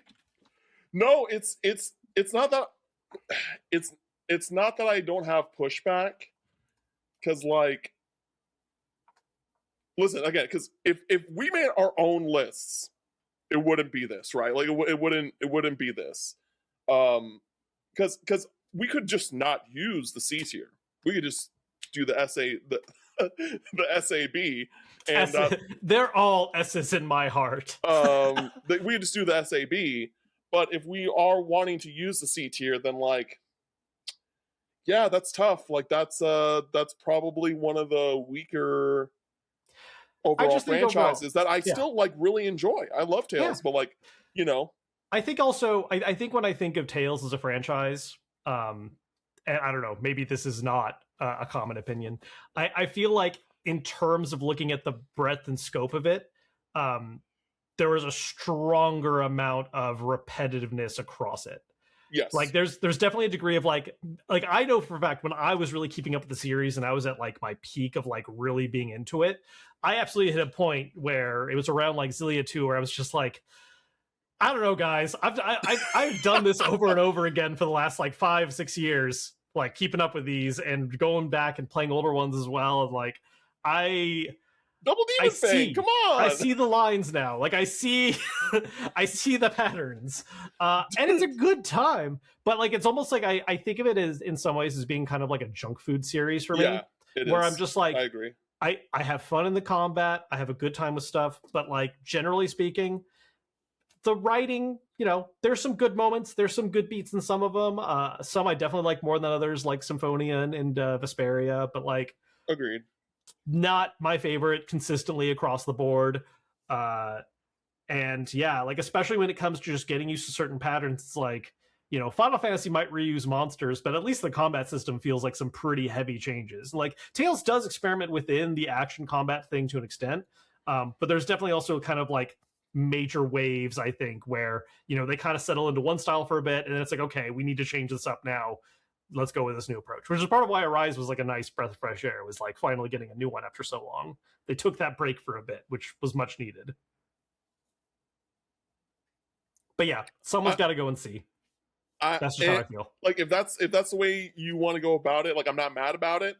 And with that being the case, like I am inclined to agree. Now, Kevin, how do you feel about the Suikoden series? Oh man, I mean, like,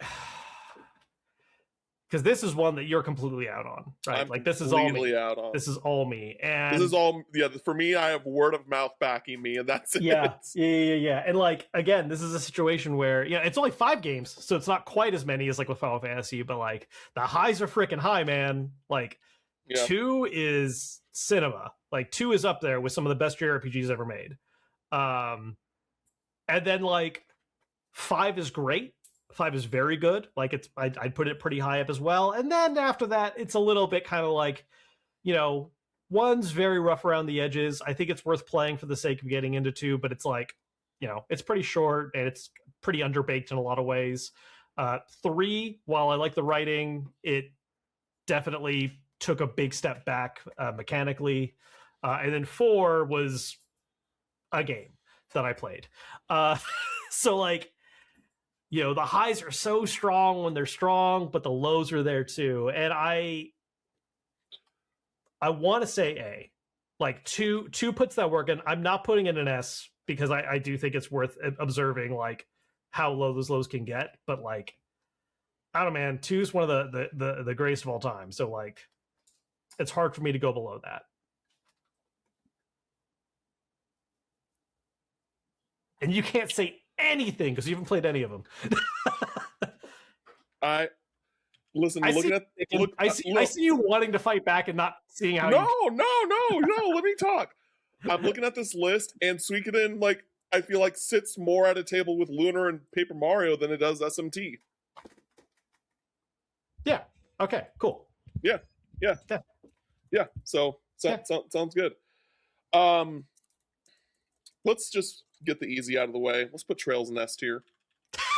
I have no counter argument. Sure. Based on everything I've heard from everyone, it's peak. I don't know. Cool. Yeah, no, there's no other series like it. So let's do a hard one. Let's do a controversial one. I want to know real quick. So you said you listed 15 games, right? That was a rough. I threw a number rough. at you. Okay, I'm just curious because I'm like, all right, we're 7 deep right now. 1, 2, 3, 4, 5. Yeah, 7 deep. So I did 17. Okay, so we're almost at the halfway point. Yeah, but yeah, we'll see. Because it's when we start putting things together, it's like, wait a minute, this can't be with this. This can't be with this. Well, I got good news for you, Cam. I got a hard out tonight, so we're making choices. Whether no matter how, we're making calls. Time do you have? By my original estimation, we have 15 minutes. I can push that back a bit. Okay, thank God. Okay, I was like, no. But we gotta move. Yeah, we gotta move. Pokemon. This is another one where it's like the highs are high, and the lows are damn high, and the lows are there. The lows are fucking low, dog. And people will have very heated arguments about which games are those.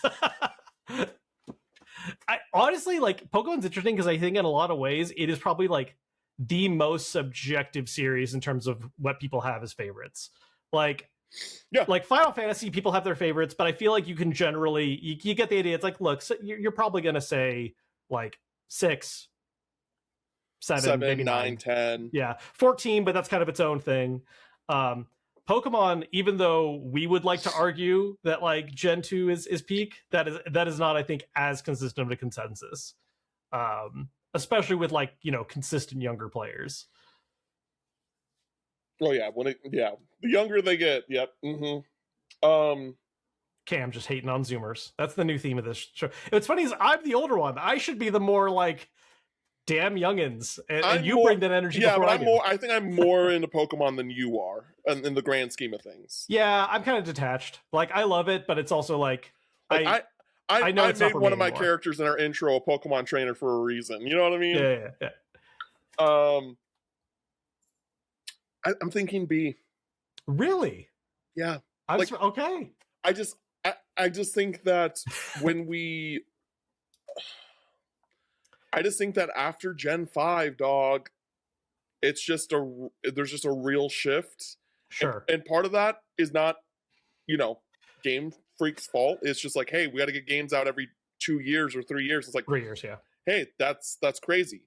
I will say too, like, regardless of what individual one people really like, like if you love one of the later gen ones, I'm not looking to be mad about it, but I think there is something to be said for looking at it as a franchise and the kind of energy going between it. There's a lot of scrambling that happens with the later games where it's just like, especially starting at Gen 6 when they introduced Mega Evolutions, it's now become a whole thing where it's like, gotta come up with a new one-off mechanic that we never revisit, or if we do, it's for side games, right? Yep. Oh, we have Gigantamaxing now. Z moves. We have it's very like what are we throwing against the wall this time? What's the new not Mega Evolution? That's very frustrating. Not to mention, later games they eventually give up allowing you to have a full true Pokedex, and like Home kind of fills that now, but it's very bizarre where it's like you just can't put this Pokemon in that game. That's not allowed. That feels weird. Yep. Yeah, I agree. Okay. I think, there's room to debate like B versus A. I wouldn't put it down in C, but like, no. I'm inclined to agree with you. Plus, as our list is currently building, fills out the middle section a little more. Yeah. We'll think about it more as we go on. Okay. That was less controversial than I thought. Let's do a more controversial one. Nier. See, the problem with this is the problem with this is, Cam, this gets into the SMT thing a little bit, where it's like, bro, this just isn't for you. I don't know. No, dog, it should be for me, dude. This is a fucking me-ass franchise that just doesn't. The story elements, the storytelling, like, yeah, I love weird shit like that. Do you? Because I feel like every time we talk about more out there plots like that, you're like, I don't know, this didn't really have the stuff I'm looking for in storytelling. I don't, like what? EX33 just last year. It was okay. That was not out there story. That's not the same. It's not the same. That's a whole nother bag that I think we just need to like put. Yeah. Considering your time, we got to put to the side for another conversation. But disagree. I like it's one of those things. Like I get it's a series where like I get what they're trying to do, and I think it's I think it's interesting, but it just doesn't click with me to the degree that the near sickos feel about it. But that being said, the games play like dog water. Before Automata, yes. I don't think Automata is good either. After they play like tap water. Okay, let's be fair. Okay. Dog water was pre-Automata, and then Automata was like, all right, like this is I can drink this. Is the different like gameplay, like different types of gameplay cool? Yes, that is cool. But once you get to the general like action, like especially it being from Platinum, it's surprising to me. Like the general action gameplay, I was just like, this just did not do anything for me. I just didn't feel like that there was a lot of variety like that you normally get from Platinum. It just didn't work for me. So like for me, you know like it's on the lower end for me, which is why I'm like, hey, where are you sitting with this? Because I think you already know where I'm sitting with it, and that's where this is becoming an issue. Where do you think it's sitting? Please don't say S tier. That's crazy. No, but it is A. It is absolutely A. I can't. It's yes, you can. You can. It's can't. very easy. You put your you type 4 little letters. It's not that hard. You start with the N, capital, and then like, you just. But do you not like agree with those criticisms though? Like yeah, the gameplay isn't. I don't think the gameplay is as bad as you make it out to be. I don't think it's incredible. I'm not going to say that it stands up with like Platinum's first 10. It is the worst of all the games we've played, like we've talked about so far. That is insanity. Yes, it's 100% true. Like, yes. Look again. I'm like the gameplay is proficient. It is fine, but the writing and the music and the direction in general easily balances that out and puts it in A. Like, super easy. I just can't. I don't agree. Oh, well, you better put that shit in B.5 then, because it ain't going in B. Okay, we're gonna move. We're gonna come back to that one because I can't. Dragon Quest. No, I genuinely I don't think I can. Nope. Dragon Quest. I think Dragon Quest is S tier. Like it is certainly like the legendary franchise. I think I could see someone arguing for A. I would not go below that.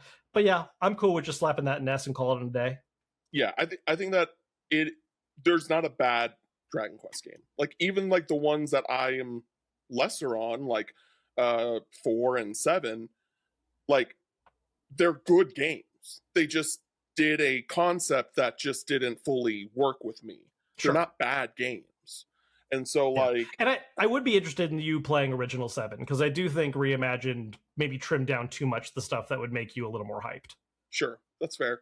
And so I genuinely feel like that if I play through all of once I play through all the Dragon Quest games, I will never think any of them are bad. I'll be like, yeah, I have least favorites, but overall, they're all going to be good. No, I think there's absolutely people that have a temperament where Dragon Quest just doesn't work for them.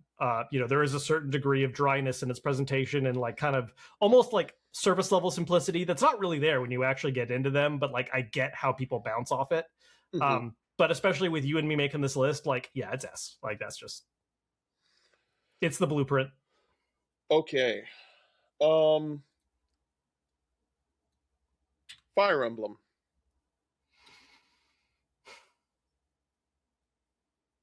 This is tough. Like, I'm floating between A and B right now, and the reason why I'm floating there is just because, like, I think, how do I explain it? Like, again, Fire Emblem Awakening, masterpiece, right? Oh yeah, one of the best in the series, and like Path of Radiance, is beloved. Radiant Dawn is also really liked. You love Shadows of Valentia. I'm like, I like it. I wasn't crazy about it, but then you have like Fates, right? And then you have like some of the older ones that like that were just like they were good. They weren't like amazing. And that I just feel like the quality does waver a bit. But I would also say, in the grand scheme of things, like I kind of see it similarly to Paper Mario, where it's like, yes, there are some low lows, but like overall, like generally great games. Like, like 8 out of 10 or to 10 out of 10 Yeah, games especially because pretty like consistently. yeah, especially because there's not a lot of other like direct games to compete against at the end of the day, right? Like we talk about some of the turn-based RPGs, and in our heads we're comparing them against so many others. And that's not to say that there aren't any other like strategy RPGs you can compare it to, but there's not a ton, not as many as you get in the other genres. I'm kind of in the same camp as you. Like I think yeah, A and B range, depending on like whether you're celebrating the highs more or letting the rest weigh you down. I don't think it fights its way. I don't think it has enough like fuel to go all the way up to S. I wouldn't want to put it as low as C. With the layout we have right now,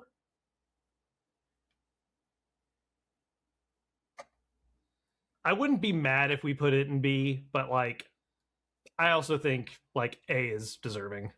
I think it should sit in A. I think it should sit in A. Let's talk about Kingdom Hearts really quick. Here's what I'll say about Kingdom Hearts, because when I was like, this is the one I know I'm going to need to talk a lot about. Sure. And I know real that, quick, yeah. What are we counting as mainline for Kingdom Hearts? Because everything.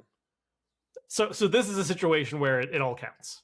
Yes, this is a situation where it all counts, and that's why I was like, I really got to think about this. So yeah, because there are some that really do some damage. Yeah, 100%. That's fair.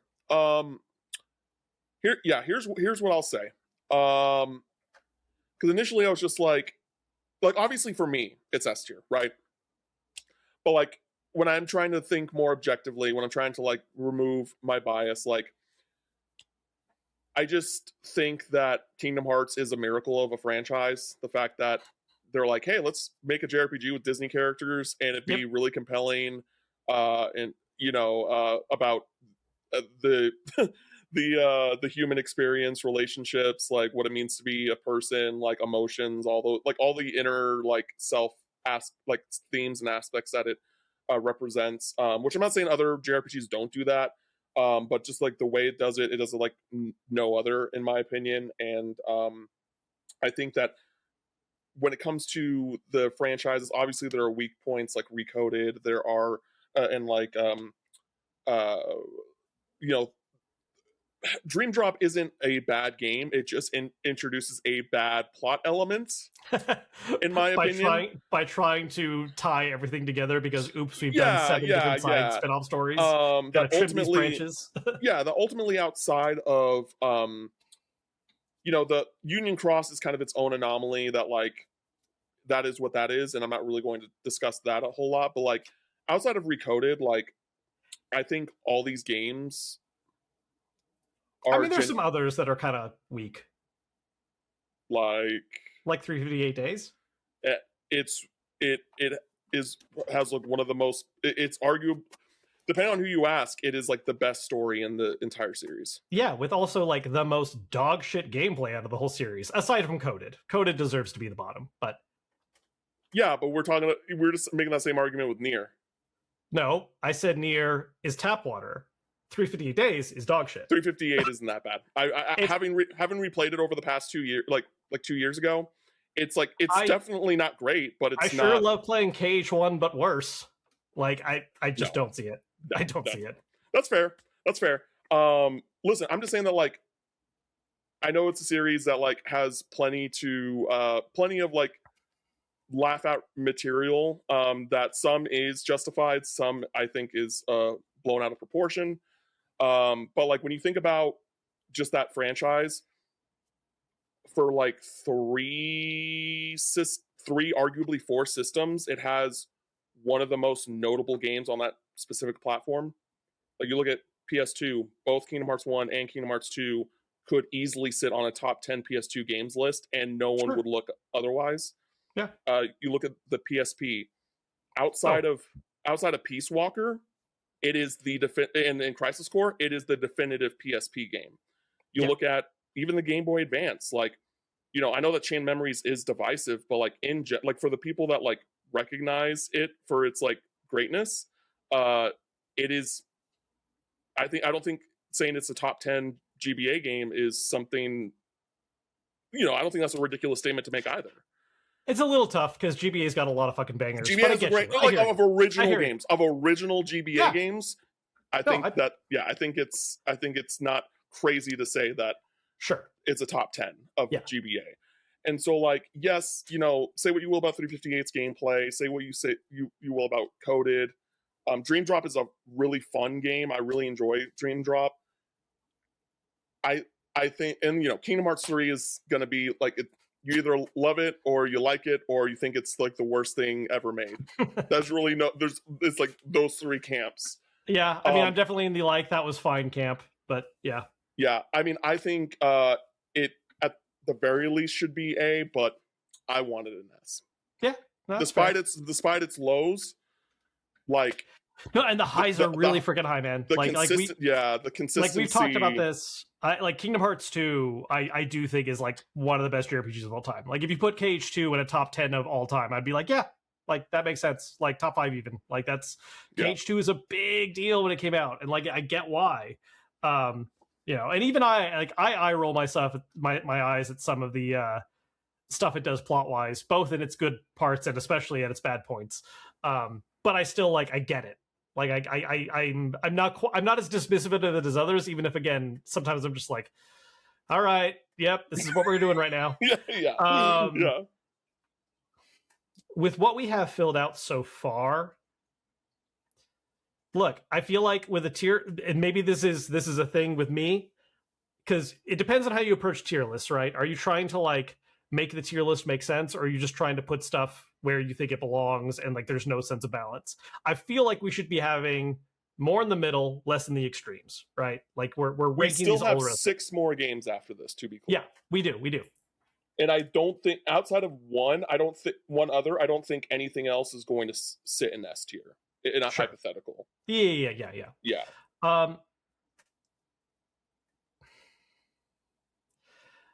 I lean towards A. Okay. Just A is my gut reaction on this one.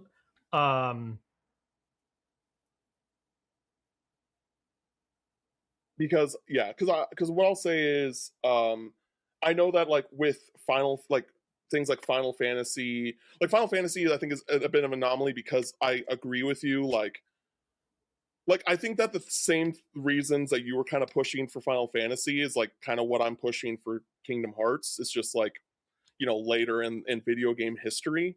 And I just think that Kingdom Hearts is just such a unique series that it gives it that little push that it should sit like next to Dragon Quest and like Trails and like all that stuff. So and I don't think I personally agree on that, but I also, you know, you don't agree with me putting Final Fantasy in S. So if we want to give each other some S's, here's where I think it happens. I was going to say I'd be okay with Nier being an A if you give Kingdom Hearts S. Oh, well then, yeah, I'll take that as well then. Okay. Now that you've said that out loud. No. Because one, I feel like that would have been a bet, like that was a stronger deal for you. Yeah. To take, you know, like the Final Fantasy thing, like I get it. Like I obviously get the impact and stuff like that. And I'm one of the people that like I'm more into the modern Final Fantasies than I think you are. Probably overall. Yeah, because I love 13. And I said about how much I love 15. Yeah. Yes, you do. You definitely love 15 more than I do. That's the easiest one. And you love 13 more than I do, but I'm also not as down on 13. Like I'm like, I have my problems with it, but I don't hate it the way some folks like to. And then 16 I do like, but I also have a lot of problems with. Yeah, because even like, dude, like, and this is like, honestly, I think this is the best argument for Kingdom Hearts being an S tier. When Sora got announced for Smash, that was monumental. Oh, sure. No, that was a huge moment. Absolutely. That was monumental because of how beloved Kingdom Hearts is. I'm not saying beloved means good. Like Sure. I'm not trying to make that like trying to make a statement like that, but like I do think that like for most like again my buddy Kevin, he Other Kevin. Kevin Diaz, yeah, Yeah. he played the whole series and because of like how big that announcement was, Right. that like and he loves the series now. Like he like, you know, and so yeah, I do. I genuinely think it should be an S. And obviously, I'm biased, and I personally think it as well. I'm not. Again, I'm not going to pretend that that series doesn't have low lows, but its high highs and just the uniqueness of its IP is just like so. I just think it can't be understated. So yeah, cool. Yeah, I mean, it had that Xemnas boss fight in 2. Like, what am I gonna? The best moment in video games, some would say. That would be me. Yeah. Bring back reaction commands. Let's do something I think that we can do pretty quickly. We actually have 4 left. Yeah. Mario and Luigi. As I said before, I think Superstar Saga's phenomenal. A near masterpiece in my eyes. Bowser's Inside Story is beloved. Yeah. The rest This of one's honestly more you than me. I've only really played Bowser, and Well, I have not I played just through the think others. and this is mainly by word of mouth. Like the rest of the series is a bit your results may vary. Like Dream Team, I heard is solid.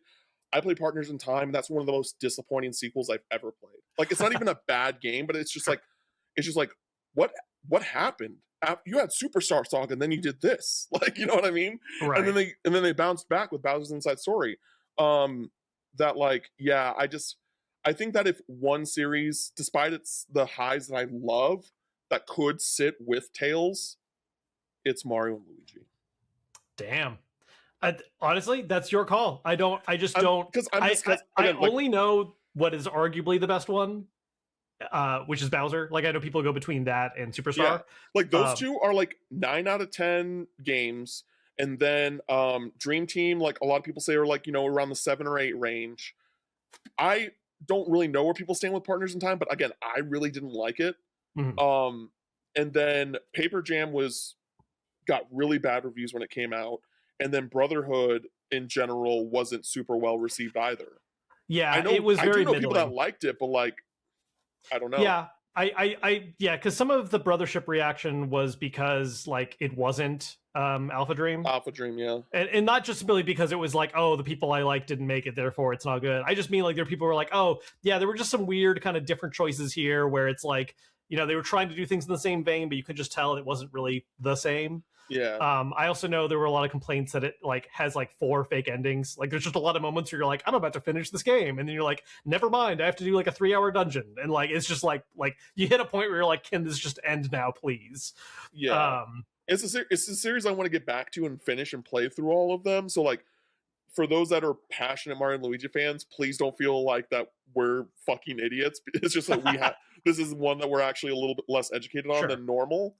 Yeah, and you're more educated than I am. I just that like the whole breadth of it, I got nothing. The vibe I get is that like you have 2 really great games, and then the rest is kind of like it depends on who you ask, to varying qualities, and that's a bit of a mixed bag. Oh, we have 2 left. This one's quick and easy. Persona. I mean, especially if we're counting 1 and 2 in the mix. That's tough too, because like, yeah, I didn't even really. Yeah, you're thinking primarily like the 3, 4, 5 trilogy. I'm primarily thinking 3, 4, 5, 3 through 5. And the thing is, like 1, like 2 is phenomenal, but also like it's an extremely different game. Like it is just even then, like 3 through 5, like those are undisputably some of the best JRPGs ever made. Sure. That like I think it's still S. Like even if like those other 3 were like dog water, it's like I don't know, but 3 through 5 are like all super consistently phenomenal games. Like that, I feel like that it is the only, well, outside of Pokemon, because it's Pokemon, I think that Persona is the I might get some people mad here, but I genuinely think that Persona, outside of like Final Fantasy, Dragon Quest, Kingdom Hearts, and Pokemon, is the only other JRPG franchise where like a new game coming out feels like an event, if that makes sense. Like it feels like, I mean, part of that is because the dev cycle's been kind of a bitch the last few releases, and fair. Also like, look, we kind of had this talk before, and we came to a different answer when it came to based on platform, but that was because of the whole thing. I think if you're going to pick a franchise or a specific game that kind of represents like the most popular of modern JRPG space, even though we have our takes about it, it's fine. Oh yeah.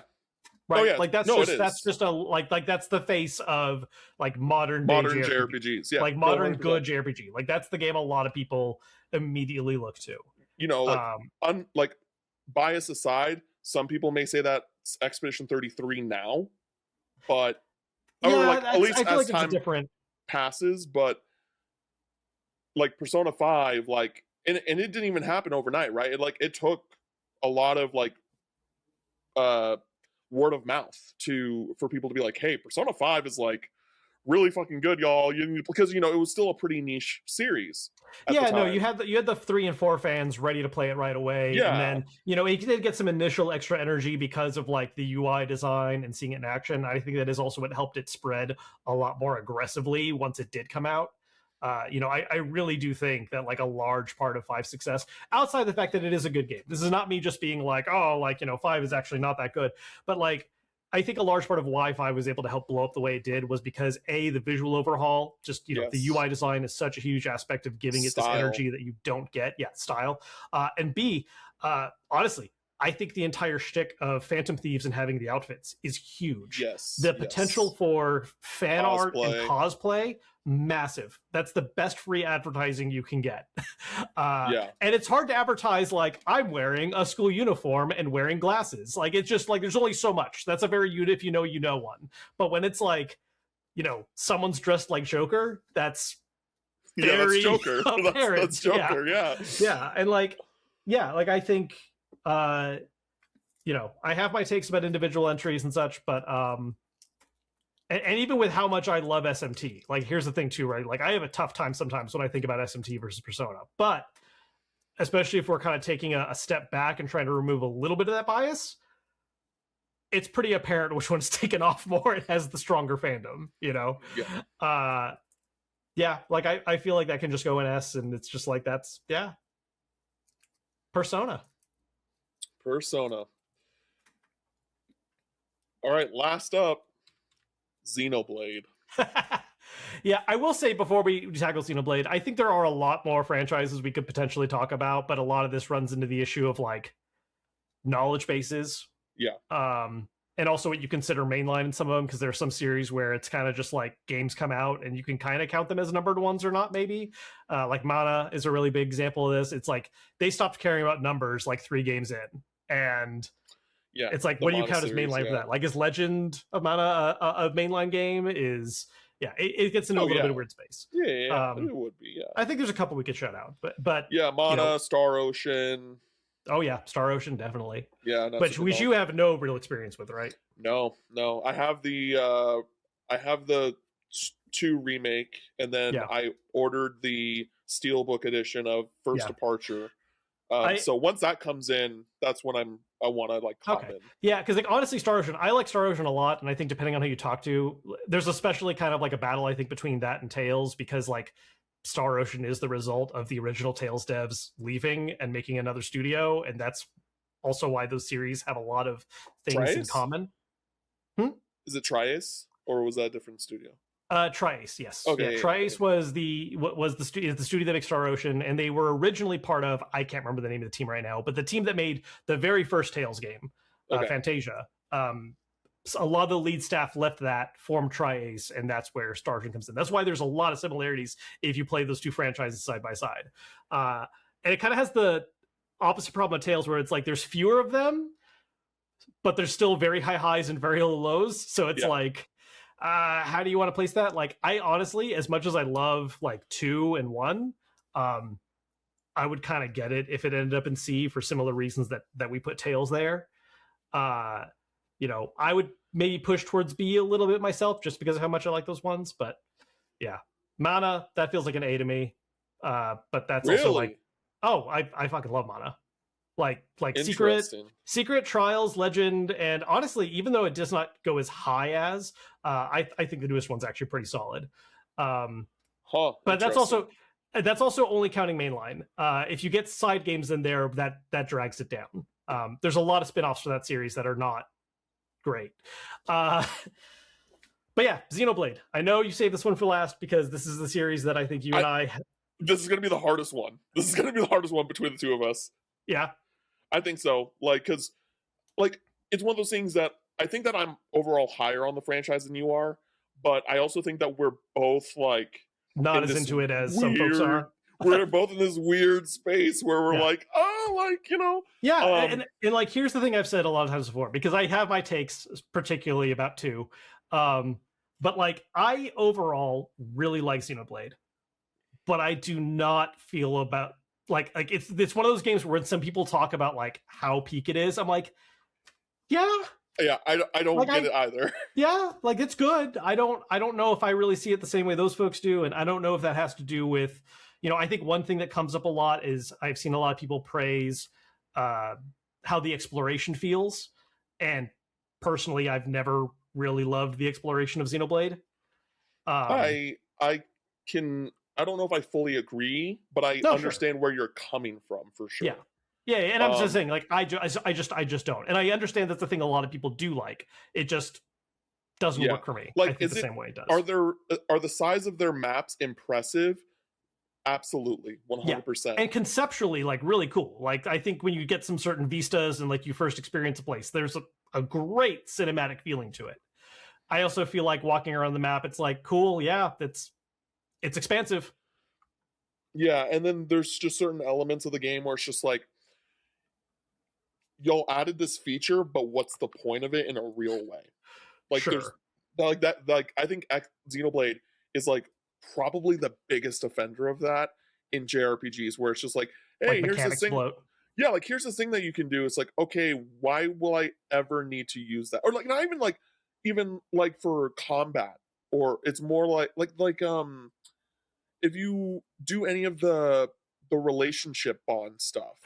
Yeah. I just feel like, what was the point of that? Like, it's No, yeah, that and like the way they handle skill system stuff in the first game, especially side quests in one, like they get better with each game, but like it's really bad in one, and I honestly think two did not do it much better. I think three actually fixed its side quest issue a bit, quite a bit.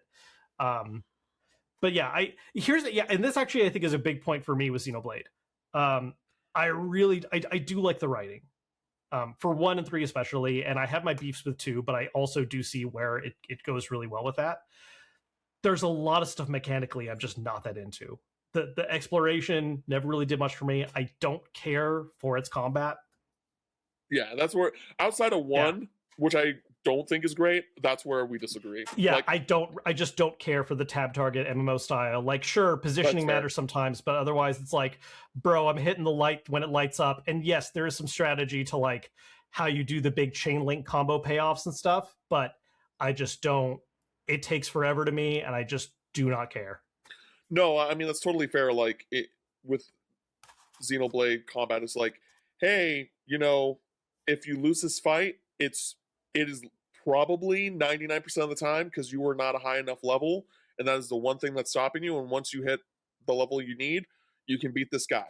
And I just think that like that's a little disappointing, because I do agree with you, like the positioning stuff, like sure, like that doesn't, you know. My favorite version of this, real quick, is I had a buddy who was playing Xenoblade Chronicles 1 via the remake, and 1 is especially bad when it comes to the level disparity thing. And he was doing it at the normal difficulty. If it wasn't for the ability to drop difficulty, he was actually soft locked at the end of the game because he didn't have a save before the point of no return. And the final boss's level jumps up a few levels, like in his last phase. And it was enough of a level gap that he could not do damage. Wow. because that game has a hard damage cutoff where it's like if you're like 6 levels below or something, you just can't deal damage. Well, It's I told just you a negated. similar story where like I got to the final boss and I couldn't win. Like I would get him to like half, and I like would always die. And I tried for a couple of hours probably. I grinded for 8 hours to beat the final boss. Yeah. And like I was really enjoying the game up to that point, and that really knocked the game down for me. I was just like whenever I think of Xenoblade Chronicles 1, I think about that specific experience, and it's just like it just really ruins things. That's a big problem for 1. Like there's absolutely like a sudden level requirement boost at the last second that just absolutely, like, even if you've been pretty good about staying on top of your levels, like it derails you hard. All this said, we're just really diving into our thoughts and feelings on Xenoblade, I think, as a qualifier for what we're about to say. I don't know where you're at. I don't know what letter you're about to throw out. For me, I want to say B for Blade.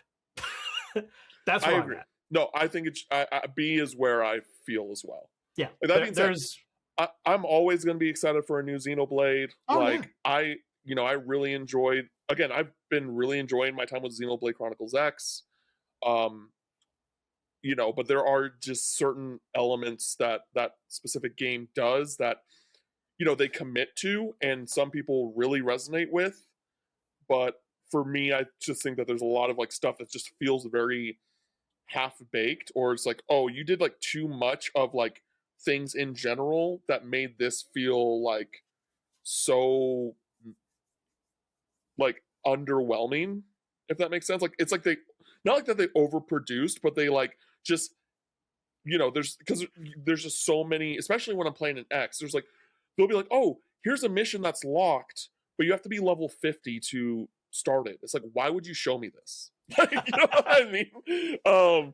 But no, I just think that there's a lot of weird design choices in Xenoblade in general. But overall, like the things that I really like about JRPGs, I think Xenoblade does very well in most cases. And so, yeah, I think B is an adequate tier for me. Yeah, and I absolutely get there's gonna be people who are like, oh no, that's A, or even S. But there's definitely people that are like S tier, like with a bullet, and that's fine. Like, we're just not those folks. We're just not. Yeah, this is not us.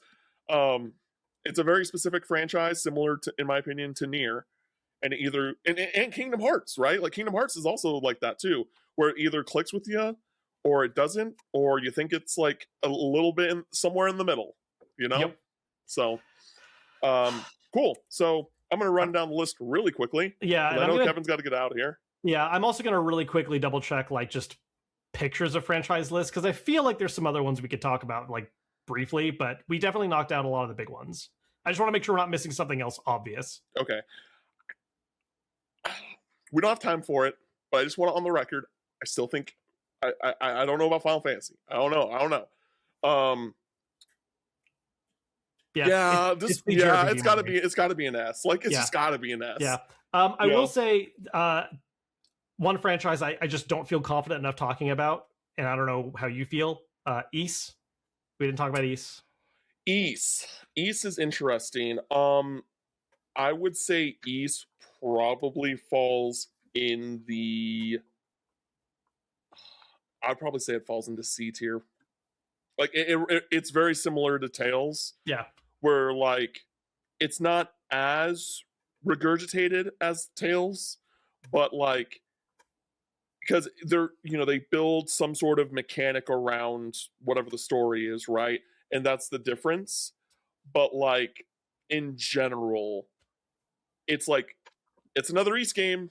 Yeah. You know what you're getting into, and that's about it, right? Yeah. Like all right, I'm going to have this lightning round a couple things really fast. And we're not going to debate over like what the actual final answer is. We're just each going to give a rank and like go. Okay. Okay. Ys, I have nothing, so I can't say anything. And I'm not going to put you through having to admit that Dark Souls is a JRPG. So we're going to get past that. Do that. Let's not like do a Dragon. That. Are we including all Yakuza games? All mainline. If we're going with let's stick with our mainline rule. So 1 through 8. You 0 through 8. Well, yes, 0 through 8. Yes. Fuck, dude, that's Lightning round. Come on. You got this. B. Cool. The highs are high enough for me that I put it in A, but I get it. I accept Okay. B. Okay. I got nothing on Yokai Watch. You got anything on Yokai Watch? Hell no. Skip that shit. Skipping it. There we go. Yeah, there's a lot of older series that you're just not going to know. Xenosaga, Drakengard. Yeah, I don't know. Yeah. I mean, I know them, but I just don't know them. Octopath Traveler. I would still say B. B as well. Yeah, that's my gut. Just because Octopath Traveler 1 was a game. Yeah. Breath of Fire, you got nothing. I got nothing. What do you got? A? B. The 3 and 4 are really good. I don't know about the rest.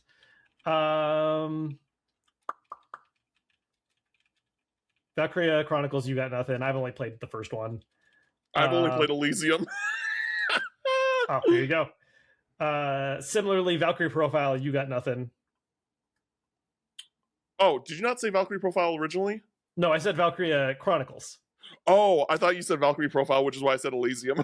Yeah. No, I've not played Valkyrie Profile yet. Wild Arms is one we both need to fix. I've only played 3. Yes. I love Western shit, so that is I want to play. I want to play bad. Yeah, there's just a lot of franchises here where it's like, oh man, there's so much more we could talk about. That was Golden one of the Sun, ones that we pitched. Pitched, right? No, so. I think what you pitched is the best balance of like what we've both played, or at least are like that established still that like. No. I'm talking about one for Campfire Catalog, because it was like Legend of Dragoon, Wild Arms, Valkyrie Profile. Oh, that was one of the ones, that you put. Anyways, all right, cool. Let's wrap this bitch up. All right, Ni no Kuni.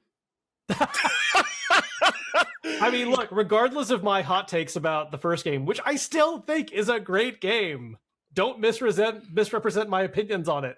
All right, hater. But we can agree 2 was not. I've never played 2, but I've heard like it does not have the same things. sauce. I know. Yeah. It's not like a terrible game. It's just like, oh man, this does not follow up on its previous one like at all. In which case, I'm going to say C. So, that's crazy. B, whatever. Okay. All right, I got stuff to do. All right. S tier: Final Fantasy, Trails, Dragon Quest, Kingdom Hearts, Persona. A tier: Lunar, Paper Mario, Suikoden, Fire Emblem, Nier. B tier: Pokemon, SMT, Xenoblade, Breath of Fire, Octopath Traveler, Like a Dragon, Ni no Kuni. C tier: Ys, Tails, and Mario and Luigi. Damn. All right, everybody, you can follow me on socials at Camp Final Mix, and you can follow Kevin on socials at Kevin Kenson. Thank you, everybody, for listening to this episode of the podcast, and until next time, we'll catch you later. Later.